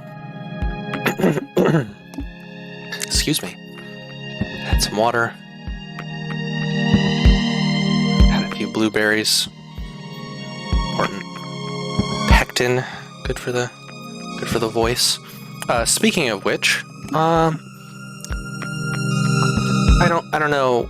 I probably won't go super long today. Probably hit 2 hours, but sometime after 5 Eastern, I'll call it. I think there's a whole lot of. Is pectin actually good for the voice? I think so. Yeah, green apples are a classic, like, thing that speakers eat. Yeah, clean. It helps, like, both. It cuts through some of the gunk that builds up as you're talking, and also, like, lubricates stuff. Those sorts of soluble fibers and such. Cheese is the opposite. Cheese tends to make all your meat flaps stick together. Anyway, yeah, this game has a lot of talking, so I'm probably not going to go too long to save my voice. But if you're we're not there for the intro, I am playing NORCO, a game by Geography of Robots, came out last year. Super bleak and very, very cool. We're doing a whole lot of shit, talking about a whole lot of stuff. I've got a robot and a stuffed animal in my party. The stuffed animal does not seem to be literally sapient, but who knows? And I am Gregory Avery Weir. This is part of the Future Proof Plays series. Every couple weeks, we at Future Proof Games, a small game studio, play a game that seems cool. We stream it. And this is NORCO. In a couple weeks or so, I think Melissa is thinking, pending looking at video footage and making sure it seems like a game that would be playable on stream, Anachronox, which is, usually we do indie games. Anachronox is not an indie game, but it is a game, an older game that is very, very strange, and I think will be our shit. If not Anachronox, it'll be something else cool. But that's a thing to check out later, and you should check out our game Ossuary in the Humble Store. It is currently on sale, will be for a little while longer, and it's good. It's weird if you like heavily dialogue-focused games that are being clever with language, sometimes too clever, and being of a dark mood and a lot of political perspective. Ossuary's politics are much less applied than NORCO. I think they're there, but they're not. You know, we're not talking about oil refineries there. We're talking about life and death and souls and what it means to be right and what it means to be true and what it means to be free. So you should definitely check that out, as well as all of the other stuff at futureproofgames.com, where you can also find our stream schedule, which might not even have this game on it. I'm not sure. I'm bad about updating that sort of thing. But for now, let's keep playing NORCO. Hey, this place seems all right. You wonder how anyone can read in this dim and cluttered bookshop. As your eyes adjust, you see Blake's childhood friend Erica waiting behind the counter to greet you. Kay? And Million, when'd you get back to town? I've been in NORCO for quite some time. Perhaps you're misremembering, Erica. Weird. I guess so. Huh. Has Million been out of town? But anyhow.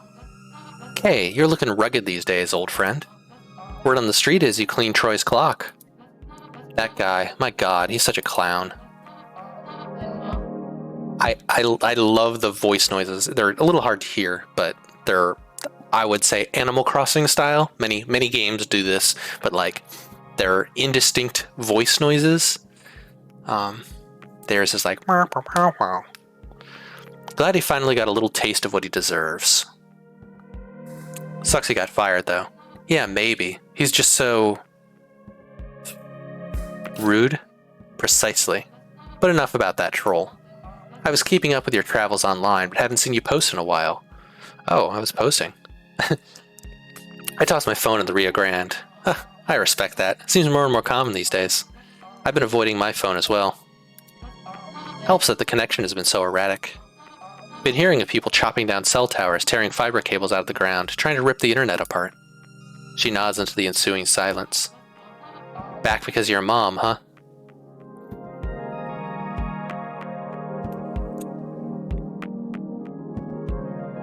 I'm just thinking about what I feel about tearing down cell towers.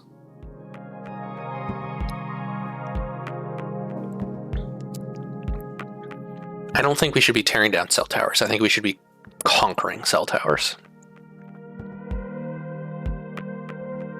Back because of your mom, huh?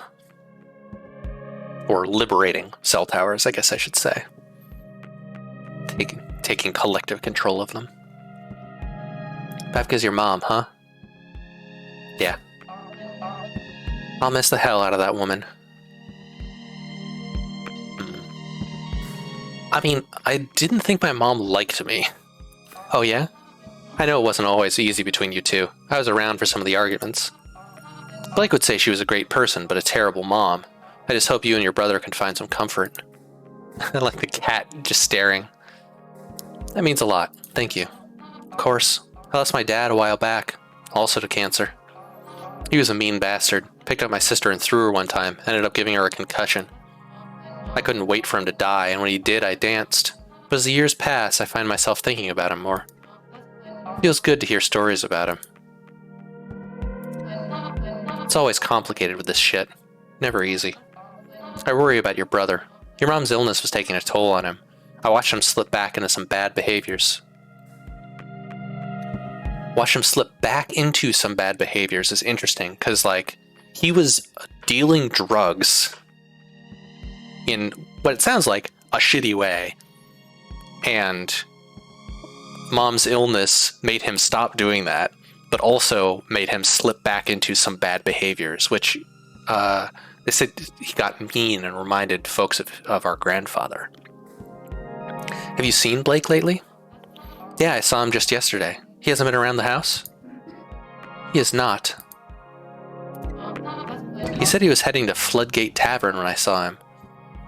I want to know better what the dynamics of Million are. What the dynamics in the family, right? Like, is Million an aunt? Is Million a sister? Is Million a servant? Like, what is going on there? He said he was heading to Floodgate Tavern. May have gotten wasted. I know Gus let him sleep behind the bar a couple times. Did he know you were coming, Kay? He never mentioned it. Figured he tried to avoid me. Oh yeah, he can be like that sometimes. I've had to be delicate with him recently. If I ask how he's doing, he goes quiet. If I offer my help, he doesn't return my texts. Kay is an interesting name. Because it's clearly gender neutral. It's clearly doing a gender neutral thing, right? Like, I don't have a face, I have a hood. Kay is unclear, but Kay also sounds a little more femme to me than masculine. Not universal, but of course, that's probably also race related. I'm thinking. I don't remember what race we have. I would expect a black guy to be named K, to be nicknamed K, much more than a white guy. At least in this culture. Maybe not.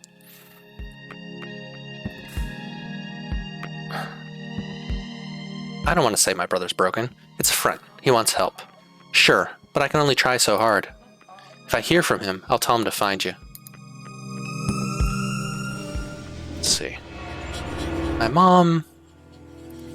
Very fuzzy picture. I'm gonna... Well, my grandpa looks dark-skinned.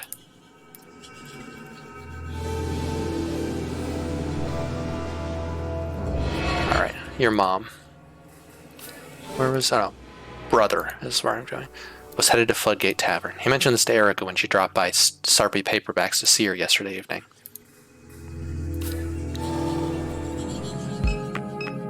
Okay, let's oh, Crouton. So this here is the illustrious Crouton.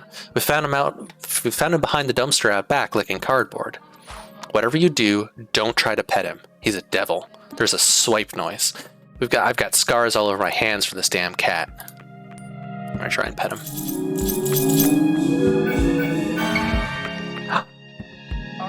1. Oh wow, Crouton usually bites strangers. He must like you. That number incremented. You scan the titles on the shelf. Don't be a vampire. You pick the slim self-published paperback from the shelf and flip to a random page. Another dark and lonely night spent in this cavern of despair, hidden from the daylight. Blackout curtains are all that defer my eternal death. So, New Orleans. Vampires. Closely tied. Thought being a vampire would be sexy, but it's not. It's awful for your skin. I look pathetic. Also, blood tastes like bong water. Didn't think it would be like this. Good Hope Cemetery easement. A carbon copy of a document authored by the St. Charles Parish Planning Committee. The document outlines the parish's intentions to secure a roadway through a 90-meter stretch of the Shield Industrial Complex. This easement would allow the descendants of those entombed to visit the Good Hope Cemetery. The grave sites are currently surrounded on all sides by the refinery. That's fucking bleak. There's, I did a little bit of very amateur historian work for a local LARPing group. LARP has come up several times.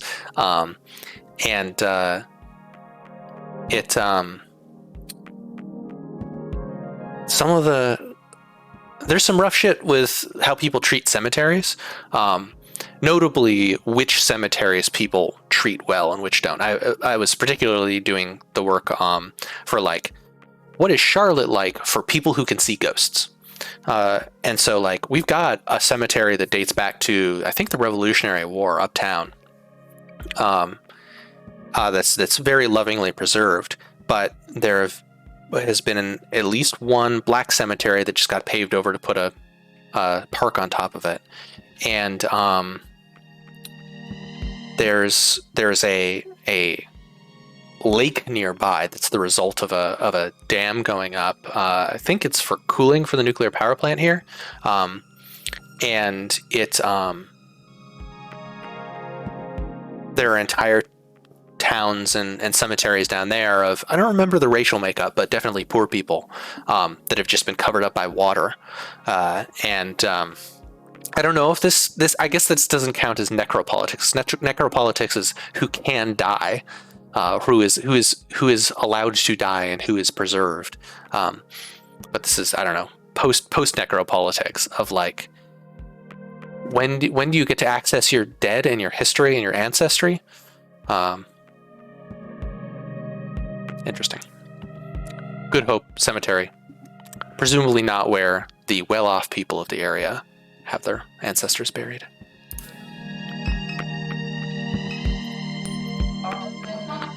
Got scars. Okay, let's try the cat again.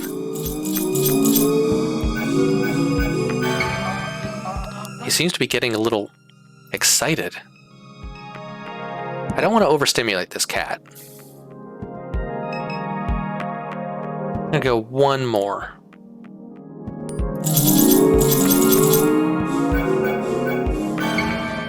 Wow, I've never seen a cat purr this hard. Maybe you two should slow down? Yeah, I'm gonna slow down. Cats can get... If you rile a cat up too much, it will kind of suddenly get violent. But yeah, bushy tail is a bad sign.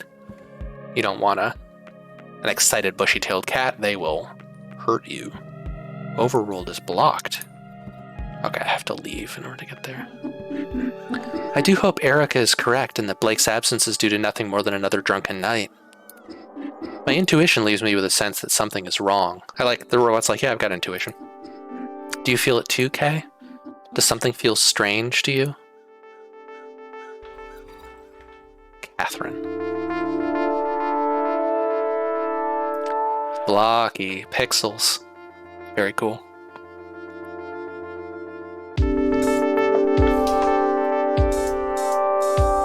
Several weeks ago. This game understands something that I at least tried to explore inexpertly in some of my work. Greater New Orleans Neural Versioning Clinic. She is fucking locked in the computer, isn't she?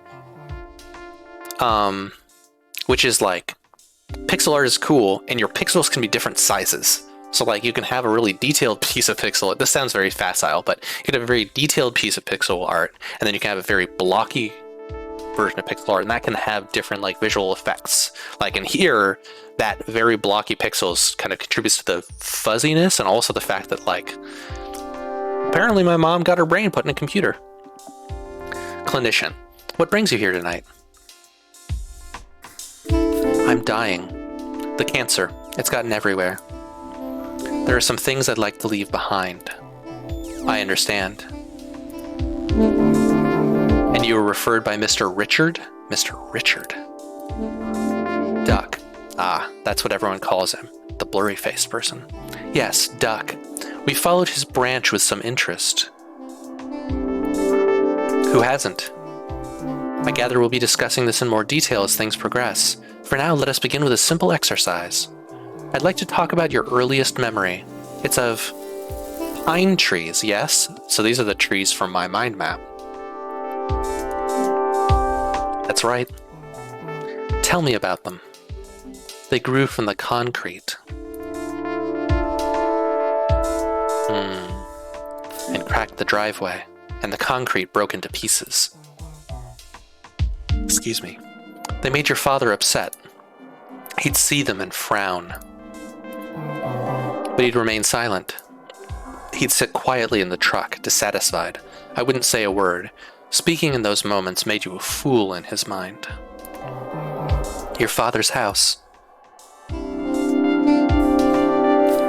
was suffocating. I couldn't wait to get out. And that's why you married Blue. Yes, to have somewhere to go. So this clinician is scanning her mind and is able to read it along the way. We bought our little place on Good Hope Street. The whole thing was a mistake. When I told him I didn't love him, it was in my father's voice. I told him I never loved any man. Was it true?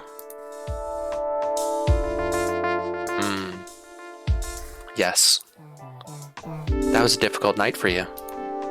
Didn't feel real. Where was Blue? He sat at the window all night. The east-facing window? Yes. When you stood over him to apologize, east-facing window looks towards the refinery. You saw the flare stack of the refinery in his eyes. Oof.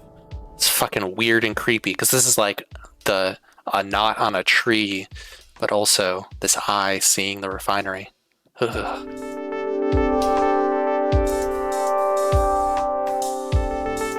When you stood over him to apologize, you saw the flare stack of the refinery in his eyes. I never apologized. What?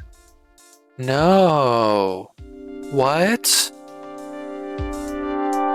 I have a save and delete button on these images. Oh, fuck. Oh, no. What? Oh. So that's locked in.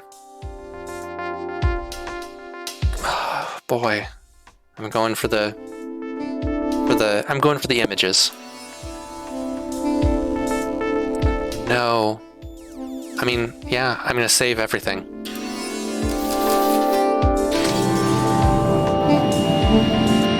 How was it after that, and the time before he died? We circled each other in wide orbits. I'd hide at the center of the house nursing Kay and only leave when I heard him step out. Lucy says to delete them. I thought about it. I don't know what the consequences of all this are. There's so much. So there's the obvious eye imagery, eyes and lights imagery in this game, but there's also a face thing going on, where me and my brother don't have faces. I don't remember my father's face. Duck's face is obscured. I remember my mother's face. There's that card reader something hidden behind the face of the Virgin Mary. Weird shit. Million's face is not a human face. I'd hide in the center of the house nursing Kay and only leave when I heard him step out. He'd sleep on the couch or next to her crib. He'd sing her old Cajun lullabies, pet her head, whisper to her about his life. Her. Okay. So Kay is a woman. Or at least is referred to as a woman by Catherine. And then there was the explosion. When the cat cracker blew, that's the catalytic cracker, they say he fell 5 stories. We went to identify his body on a Thursday night. I remember the tempo of the streetlights, the police scattered across the East Bank. I carried Kay in a blanket. She never cried. I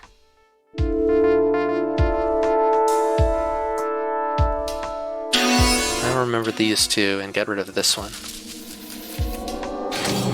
I don't know what the fuck I'm doing. Oh no! Shit! That's the man! Tell me about this man. I would see him from time to time around NORCO. This was many years back. This is Ditchman. But several weeks ago, Blake saw someone passing by the house. This is my brother. I think it was him. Why? I just do. The robot is no longer there to deter him. Oh shit. What? Million? Yes. Could be it. So Million is like, I've been in NORCO, and a friend, the bookstore employee, was like, when'd you get back to NORCO? What was your first encounter with Million? Let me think. She came to me in the parking lot. Kay was about 12 years old at the time. She knew Blue from his days at the aluminum refinery. I stared for a long time into her constellation of eyes. They swirled in a kind of desperation. I took her home, knowing it was another mistake. You were reckless in those days. I welcomed any trouble I could find. I'm getting rid of Ditchman. I'm keeping Million for sure. What is the significance of this image to you? Okay, so this is the glowing orb that they talked about on that forum. That was like a glass sphere. It's... well, I don't know. That's what I'm trying to find out. It's a sphere. It followed me in the lake. When? Recently. A few weeks ago. This is where Mr. Richards' branch factors into your biography. Mr. Richards' branch or Mr. Richards' branch? Branch of the neural scanning company? Duck's version escaped. A hard fork, an extremely rare occurrence. What? And grew into some kind of monster.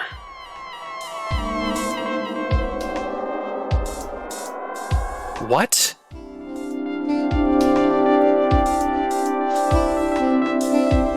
Okay. You're cackling, Melissa? Good.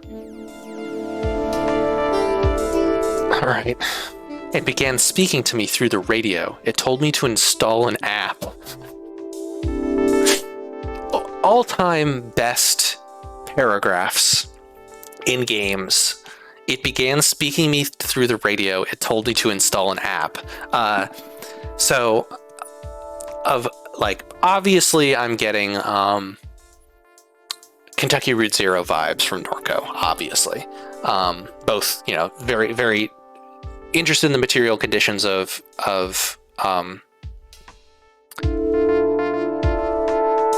rural, in some extent, people. Very interested in the ways in which power companies, oil companies, infrastructural corporations ruin places. Also getting some Extreme Meat Punks Forever vibes here. Extreme Meat Punk. What's the first game? Extreme Meat Punks vibes, where that's a world in which something happened to the sun, and that's completely unclear, and people have meat mechas, but also they're just normal gas stations. Very strange game. But yeah, no fucking clue what this is talking about. An app? Yes. I think it has something to do with the thing, the sphere, whatever it is.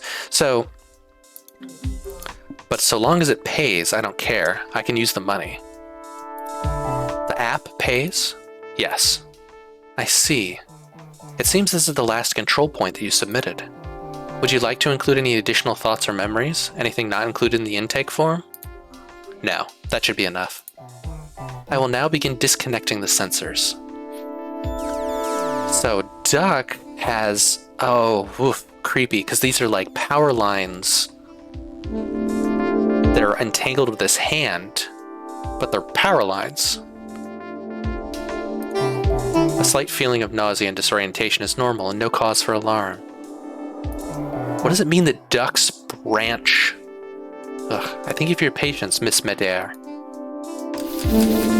I didn't get a choice to save or delete those things. What the shit? Catherine. No idea what Super Duck wants from me. Better check my phone. Okay, so her eyes are green. Got a phone. Attendant. Ma'am? Ma'am, are you okay? My eyes are just playing tricks on me, I guess. Vertigo and visual distortion are common side effects of our versioning session. So versioning, so saving a personality to the digital stuff. Duck did so, but Duck's mind diverged and has a branch, but a branch is different. The branch did a thing that resulted in a hard fork, which in computer terms, a hard fork is like, I'm going to take this piece of software and save off a version of it that I'm going to work on separately, and I'm not going to reincorporate any changes I make back into the original. So this is either an instance of Duck's mind that diverged enough that it can't be like, information can't be fed back in, it doesn't count as Duck anymore, Super Duck, or something. I don't know. Shall I contact our on-call physician? No, it's fine. Very well. Last name, it's bleak, again, very capitalist, that this is a place that scans your brain enough that it gives you vertigo and visual distortion, but they don't have a doctor on site. It's on call. They can bring a doctor in if something goes wrong. It's my dear, first name Catherine. One moment. Your head drive is fully synced. You've chosen our silver tier. Your product does not come pre-installed with adware blocking services and is provided as is without warranty. You are eligible for a free sync anytime before the new year. Thank you for choosing the Greater New Orleans Neuroversioning Clinic for your cognitive versioning needs. So I can leave. I'm going to check my phone. Wallet watch, case picker, no service to order a ride, quack job, messenger. So my wallet watch, I think this is a crypto I have between, this watches the difference, the link between quack job currency and US dollars. It says here I need to go to the Curious Duck.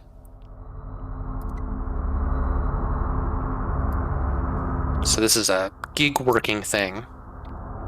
Meet contact, receive orientation.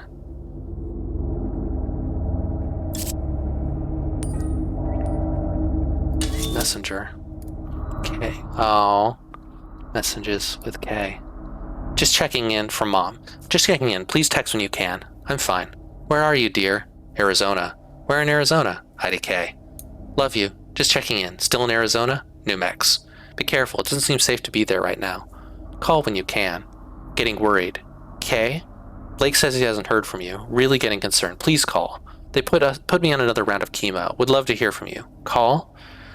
So, K fought or joined an army in New Mexico and threw her phone in the Rio Grande. So that's why she wasn't responding. This is with Blake. Where you went, Ma? I'm out. I'm fine. Had to drop something off at your parents, which is grandparent. Been gone a while. I had to make a couple stops. I'm okay, I promise. Blake, have you heard from your sister?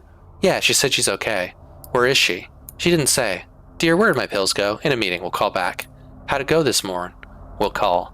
Ma, he came back around. I'll be home soon. Calling Uncle Chip. I like the writing here of this like fragmentary messaging thing, right? Like these are the messages. These are the messages. These aren't the phone calls. These aren't the conversations in person. So we don't get to know easily how these all tie together, right? Mahi came back around. I'll be home soon. Calling Uncle Chip. It's fine. Love you. Love you, sweetheart. That's probably one conversation, right? And he... Is that the ditch man?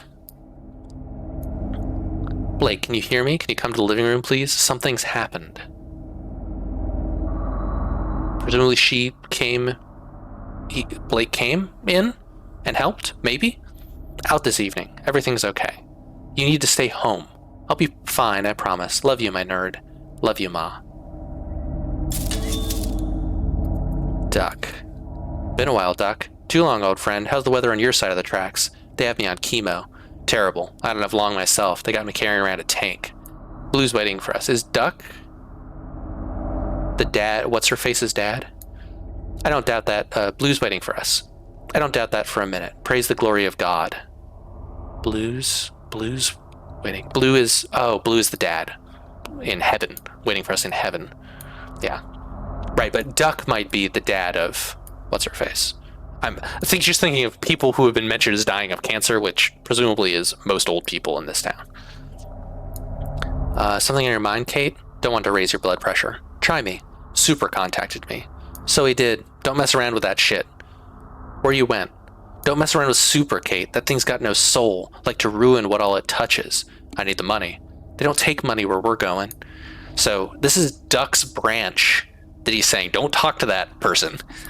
I can't leave it for the kids to clean up. Blue left them a little bit with how he went, but I was a fool. Don't worry yourself like this at the end. Find peace. No peace for me.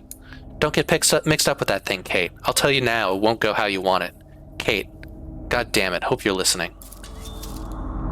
My direct. Oh shit.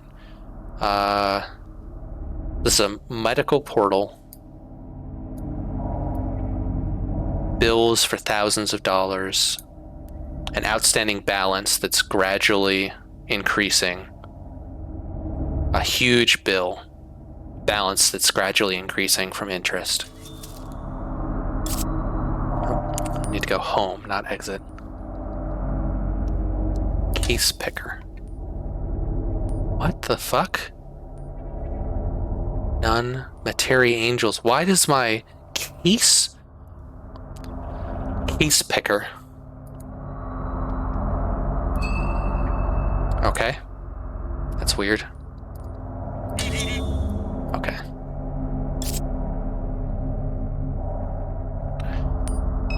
I guess I'll head out.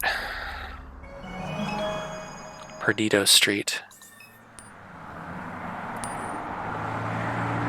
I can order a ride.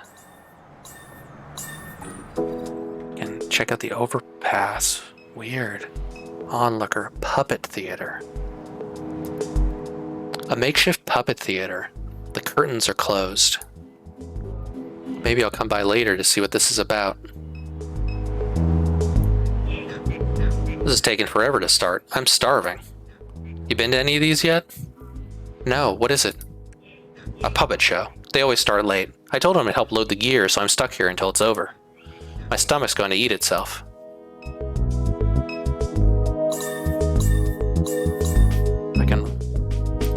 Charity Hospital. A newly refinished Art Deco structure glows beyond the overpass. They turned Charity Hospital into art lofts. Disgusting. Walk to the French Quarter. That's Curious Duck. That's where my gig is. Listen to the crowd. And that is why Mary Laveau opened a t-shirt and camera shop on Royal Street. Mary Laveau is like a famous Vaudoon, I think? That's not scary at all. I paid for a ghost tour. If we're just gonna walk around looking at t-shirt shops, I want my damn money back. This is a farce. What kind of tour guide are you? Well, technically I'm not one, but... Excuse me? My roommate is. Then where is he? Long story. I came all this way because the website said it'd be fun. I'm having an alright time. The city was supposed to be enchanting. Anyone trying to score some Molly? I hate New Orleans.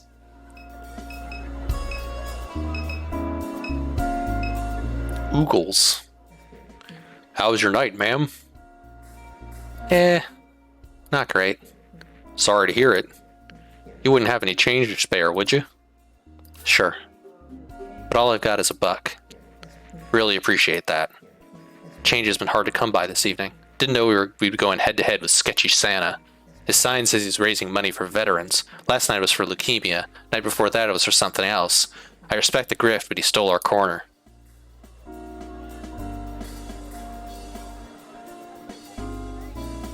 Tell him something. You should confront him. We did. He tried to kill us. Yeah. With a knife. Wow. It was dull, so it just bruised a little. Yeah, that's tragic. Well, that's a little extreme. That's terrifying. You sure you're okay? Doesn't hurt as long as I'm drunk. So thanks for the $1, lady. Yeah, thanks for the pain relief. Well, ho, ho, ho. Santa's eyes roll wildly in their deep sockets. His mouth twists into a smile. How are you, dear? Got $1 to spare? Help spread some Christmas cheer? I gave my last $1 away.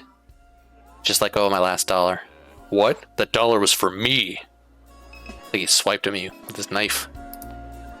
A hot dog vendor sits behind a large plastic cart. He looks up eagerly as Catherine approaches. Oh, hey, hi! He watches Catherine with a silent grin. So is this... I'm Flannel Ass, and these... He makes a grand sweeping gesture above the pot of vague meat. Are my hot dogs. Would you like one? Don't know if my stomach can handle it. I'm not in the best of health. I worry that one of these might kill me. No, they're good for you. They're just a little bit old. Boss says he won't resupply me with more until I sell the ones I have, but the more time passes, the harder they are to sell. How old are they? Business was popping, like I was doing really well, selling a lot of dogs back in a year. That's nearly a decade ago. Yep. Enthusiastic nodding. Anything else I can help you with? Holy. Those hot dogs aren't good anymore. There's a small plaque next to the door. It says Curious Duck. This is the place. Door's locked.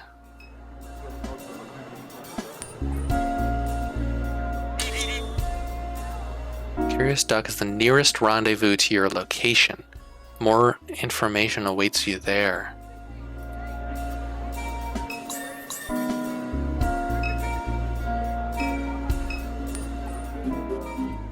Need to get inside the Curious Duck.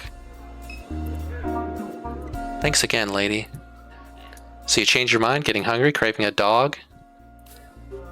What's with this shop over here? I was told to come by, but the door's locked. The Curious Duck? Rosie doesn't let anyone in unless they know the secret knock. What's the secret knock? I can't say, sorry. It's urgent, please. Well, I do need some business. Alright, I'll buy one of these old hot dogs. You won't regret it. Doubtful. How much? Just $14. Is that a joke?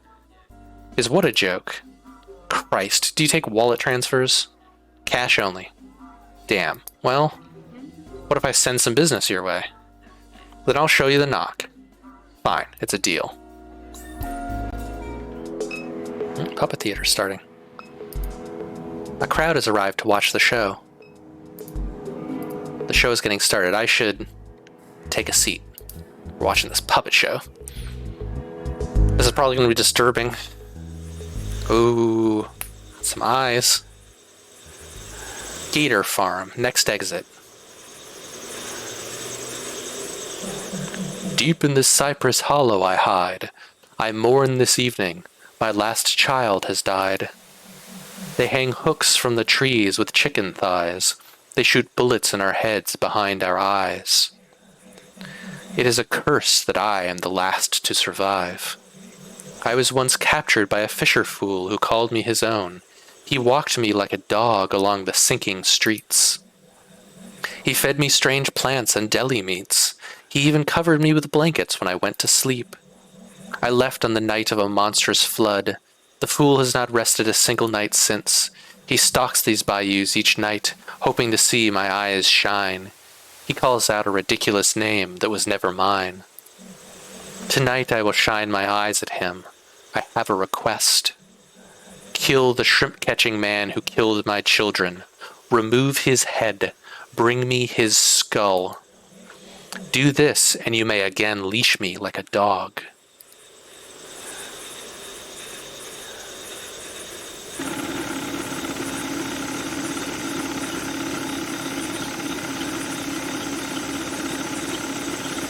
Oh.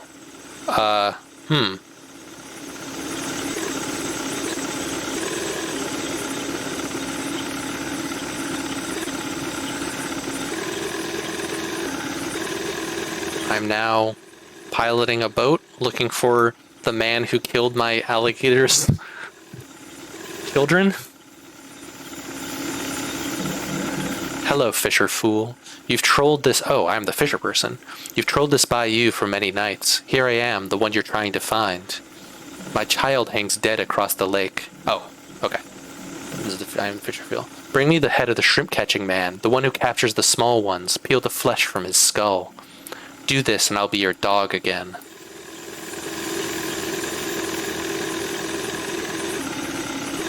Some clear, like,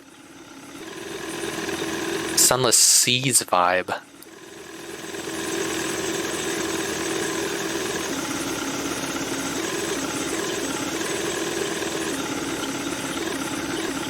I assume that this is a health indicator, and that I want to not crash into shit.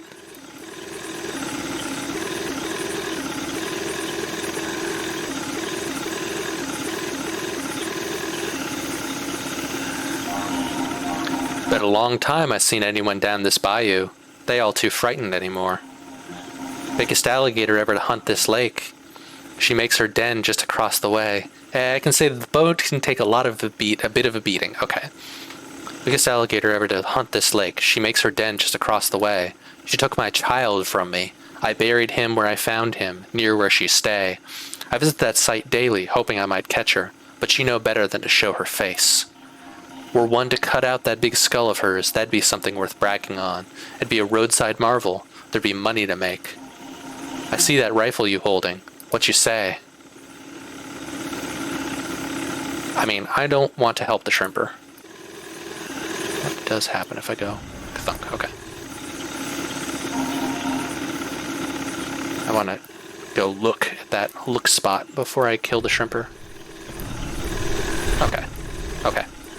Got a feel for how much health I have. A bit of a beating. That's correct.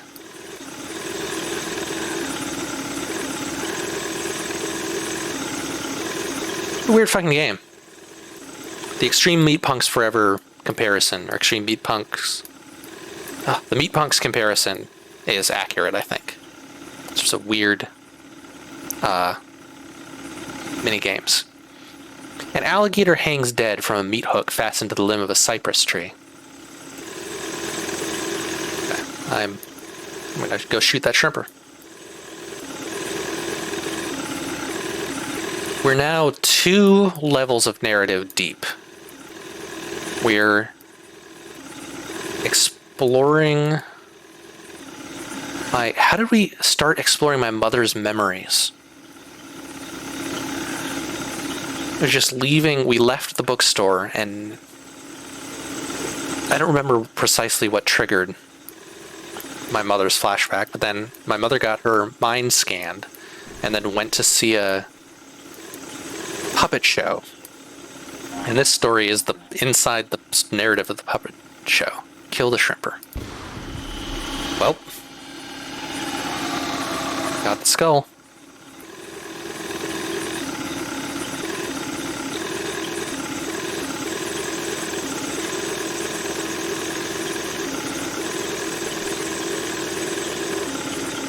I hope I'll get a chance to not keep the alligator captive.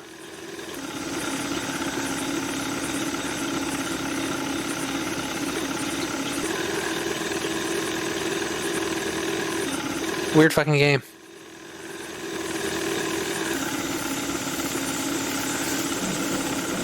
You did my bidding, Fisher Fool, just like an obedient dog. Each day you held me captive, my patience drained. You'll not humiliate me again. Consider this your last mistake.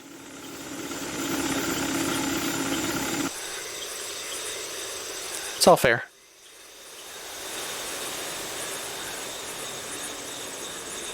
Haunted Bayou Ghost Tour, Fisherman's Blight. Next exit, World's Most Dangerous Bayou. I relished the horror that struck the Fisher Fool's eyes. I first took one limb but left him alive. I made him crawl like a dog before he died.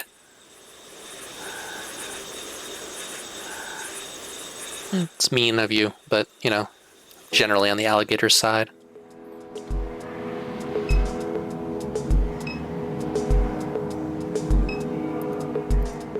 The crowd is discussing the show.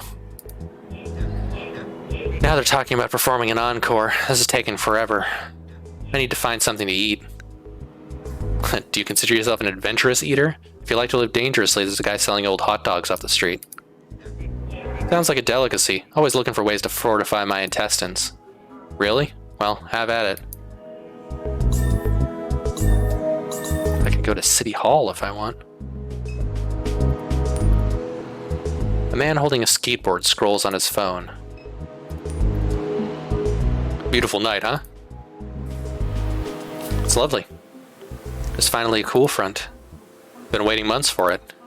I come out here most evenings. No one bothers you around this time. Plus you see a different side of the place.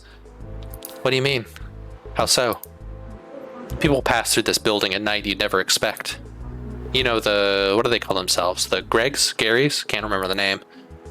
No idea. The kids that squat at the Promenade Mall, they're obsessed with Ken or John. Nope. Then it probably wouldn't mean much to you. But anyhow, I see them come in and out of City Hall almost every night. I know it's them because my buddy Bruce got wrapped up in that stuff. Before you get initiated, they make you wear these goofy red polo shirts. Then once you're a full Greg, Gary, whatever, you get to wear the blue polo shirt. Sounds like a joke, and it is, but I don't think they realize that. Anyway, that's the kind of stuff I see around here at night. Why do they come? What would they be doing here? I wish I had a clue. An armed security guard greets Catherine as she enters the building. He sits on a wooden stool next to a walk-through metal detector. Good evening. Badge, please. Damn, I left it at the house. There are no council meetings scheduled for this evening. You'll need an employee ID badge to enter. I hear strange people come through here at night. Guy up front mentioned squatters and polo shirts coming in and out of the building at night. I don't get paid to answer questions. Weird.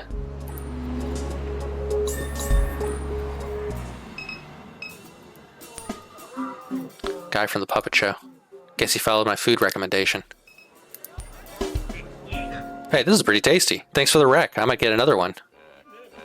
Just wait for it, pal. Hope you know where to find a bathroom around here. Hey, thanks for sending some business my way. No problem, but we had a deal. Deal? You're supposed to show me the knock? Oh, well, sorry, Rosie would be upset. Are you kidding? I sent you business. Show me the knock. That was the deal. Well, okay, but I'll only show you once, so here, listen.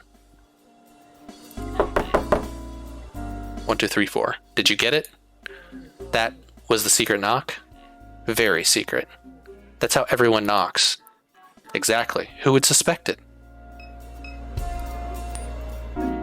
And Catherine knocks on the door and hears the subtle sound of its unlocking. Wonder if there's an alternate solution to that. So I think I will do this scene and then call it. Plastic simulacra of ceremonial masks hang on the wall. An overpriced selection of travel guides, cookbooks, and haunted histories of New Orleans fills the shelf. An odd jumble of Mardi Gras beads and other trinkets spills from the table. Novelty New Orleans themed t-shirts line the back wall. Mass-produced novelty voodoo dolls and tribal figurines clutter the display case. Unopened merchandise boxes are pushed to every corner of the room. This cat looks familiar. Oh, Crouton. So she's recognizing Crouton from the future.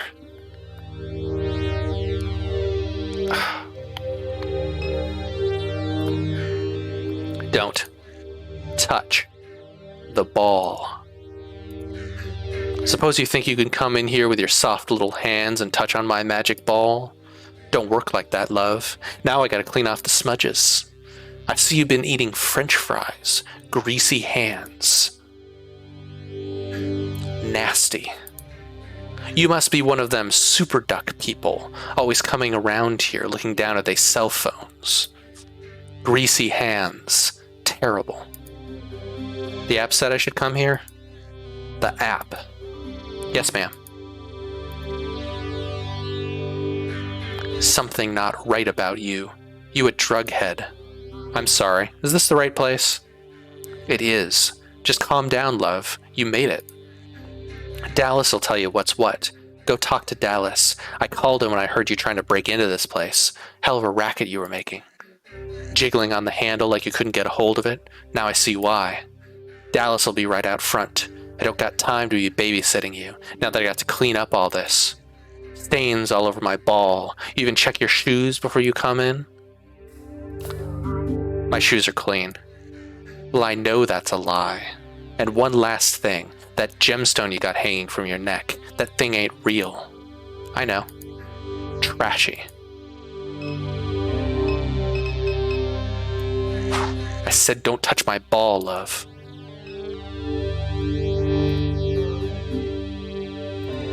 Rosie is a lot.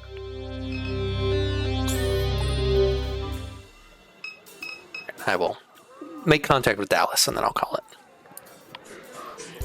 Guessing you're Catherine? That's right. Rosie debriefed you? Is that a debriefing? I don't know if that's what I call it, but sure. She can be kind of... He casts his gaze into the sky and back to Catherine. What happens if you click on Catherine's portrait? I think she sums up your current goals, I think. He casts his gaze into the sky and back to Catherine. Never mind. Quack Job should have a ticket with the information we need. No reason to stand around. What's Super Duck? What exactly is Super Duck? It's a way of making money. Right, but... So is Super Duck not... Is Super Duck a branch of duck or not? Right, but... It's an intelligence of some kind. I don't know its purpose, don't know why it exists, none of that. There are nodes all across the region, points where you can speak with Super Duck directly. These are all things Rosie should have told you. Not surprised she didn't. Tell me about Rosie. What's Rosie got to do with any of this? There are a dozen or so rendezvous points in addition to the nodes. Rosie's shop is one of them. She must be making good money offering her place to the network. Probably the only reason she keeps it going. Doubt she's sold merchandise in years. Locks the doors to discourage customers. Guess you could call it a front. Have you been on QuackJog long? Been doing this since before there was an app. But Super says use the app, I'll use the app. Makes no difference to me. Let's go. I'm ready. Me too. Check the app and let's get moving. This is going to be a long night. Yeah, I just get that. Okay. I think I will call it here. I'm definitely going to save. This is a weird fucking game. I'm playing a lot of Tears of the Kingdom lately. I don't know how much bandwidth I feel I will have to play this in the short term, but I definitely want to play more of it. I think it's gorgeous. I think the writing's amazing. And it's this just the kind of weird shit that I'm like, I don't understand what the fuck is going on, mostly, and I think it's great. It hasn't even gotten weird yet, you say, Alyssa? Okay, well, that's good to know. Speaking of things that will get weird, Melissa is going to be playing Anachronox probably in a couple weeks. There's a chance that they'll take a look at Anachronox and are like, this isn't a thing I want to play on stream, in which case we'll pick something else. But you should check that out. It's an old game. It's a weird fucking game.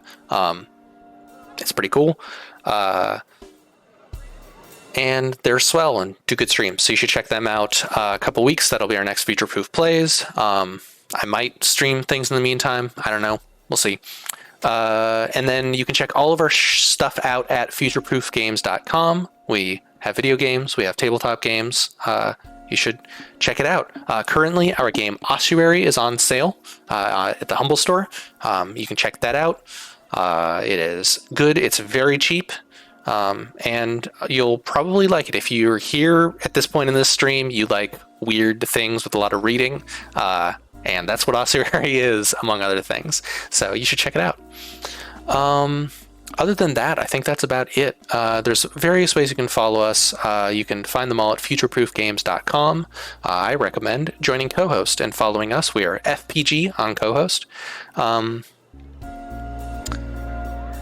think that's it. Yeah. So thank you very much for joining us for this Future Proof Plays. This was NORCO from Geography of Robots. And it's super fucking cool, and people should play it. Yeah. That's all I got. Thank you for hanging out with us, and I'll see you next time.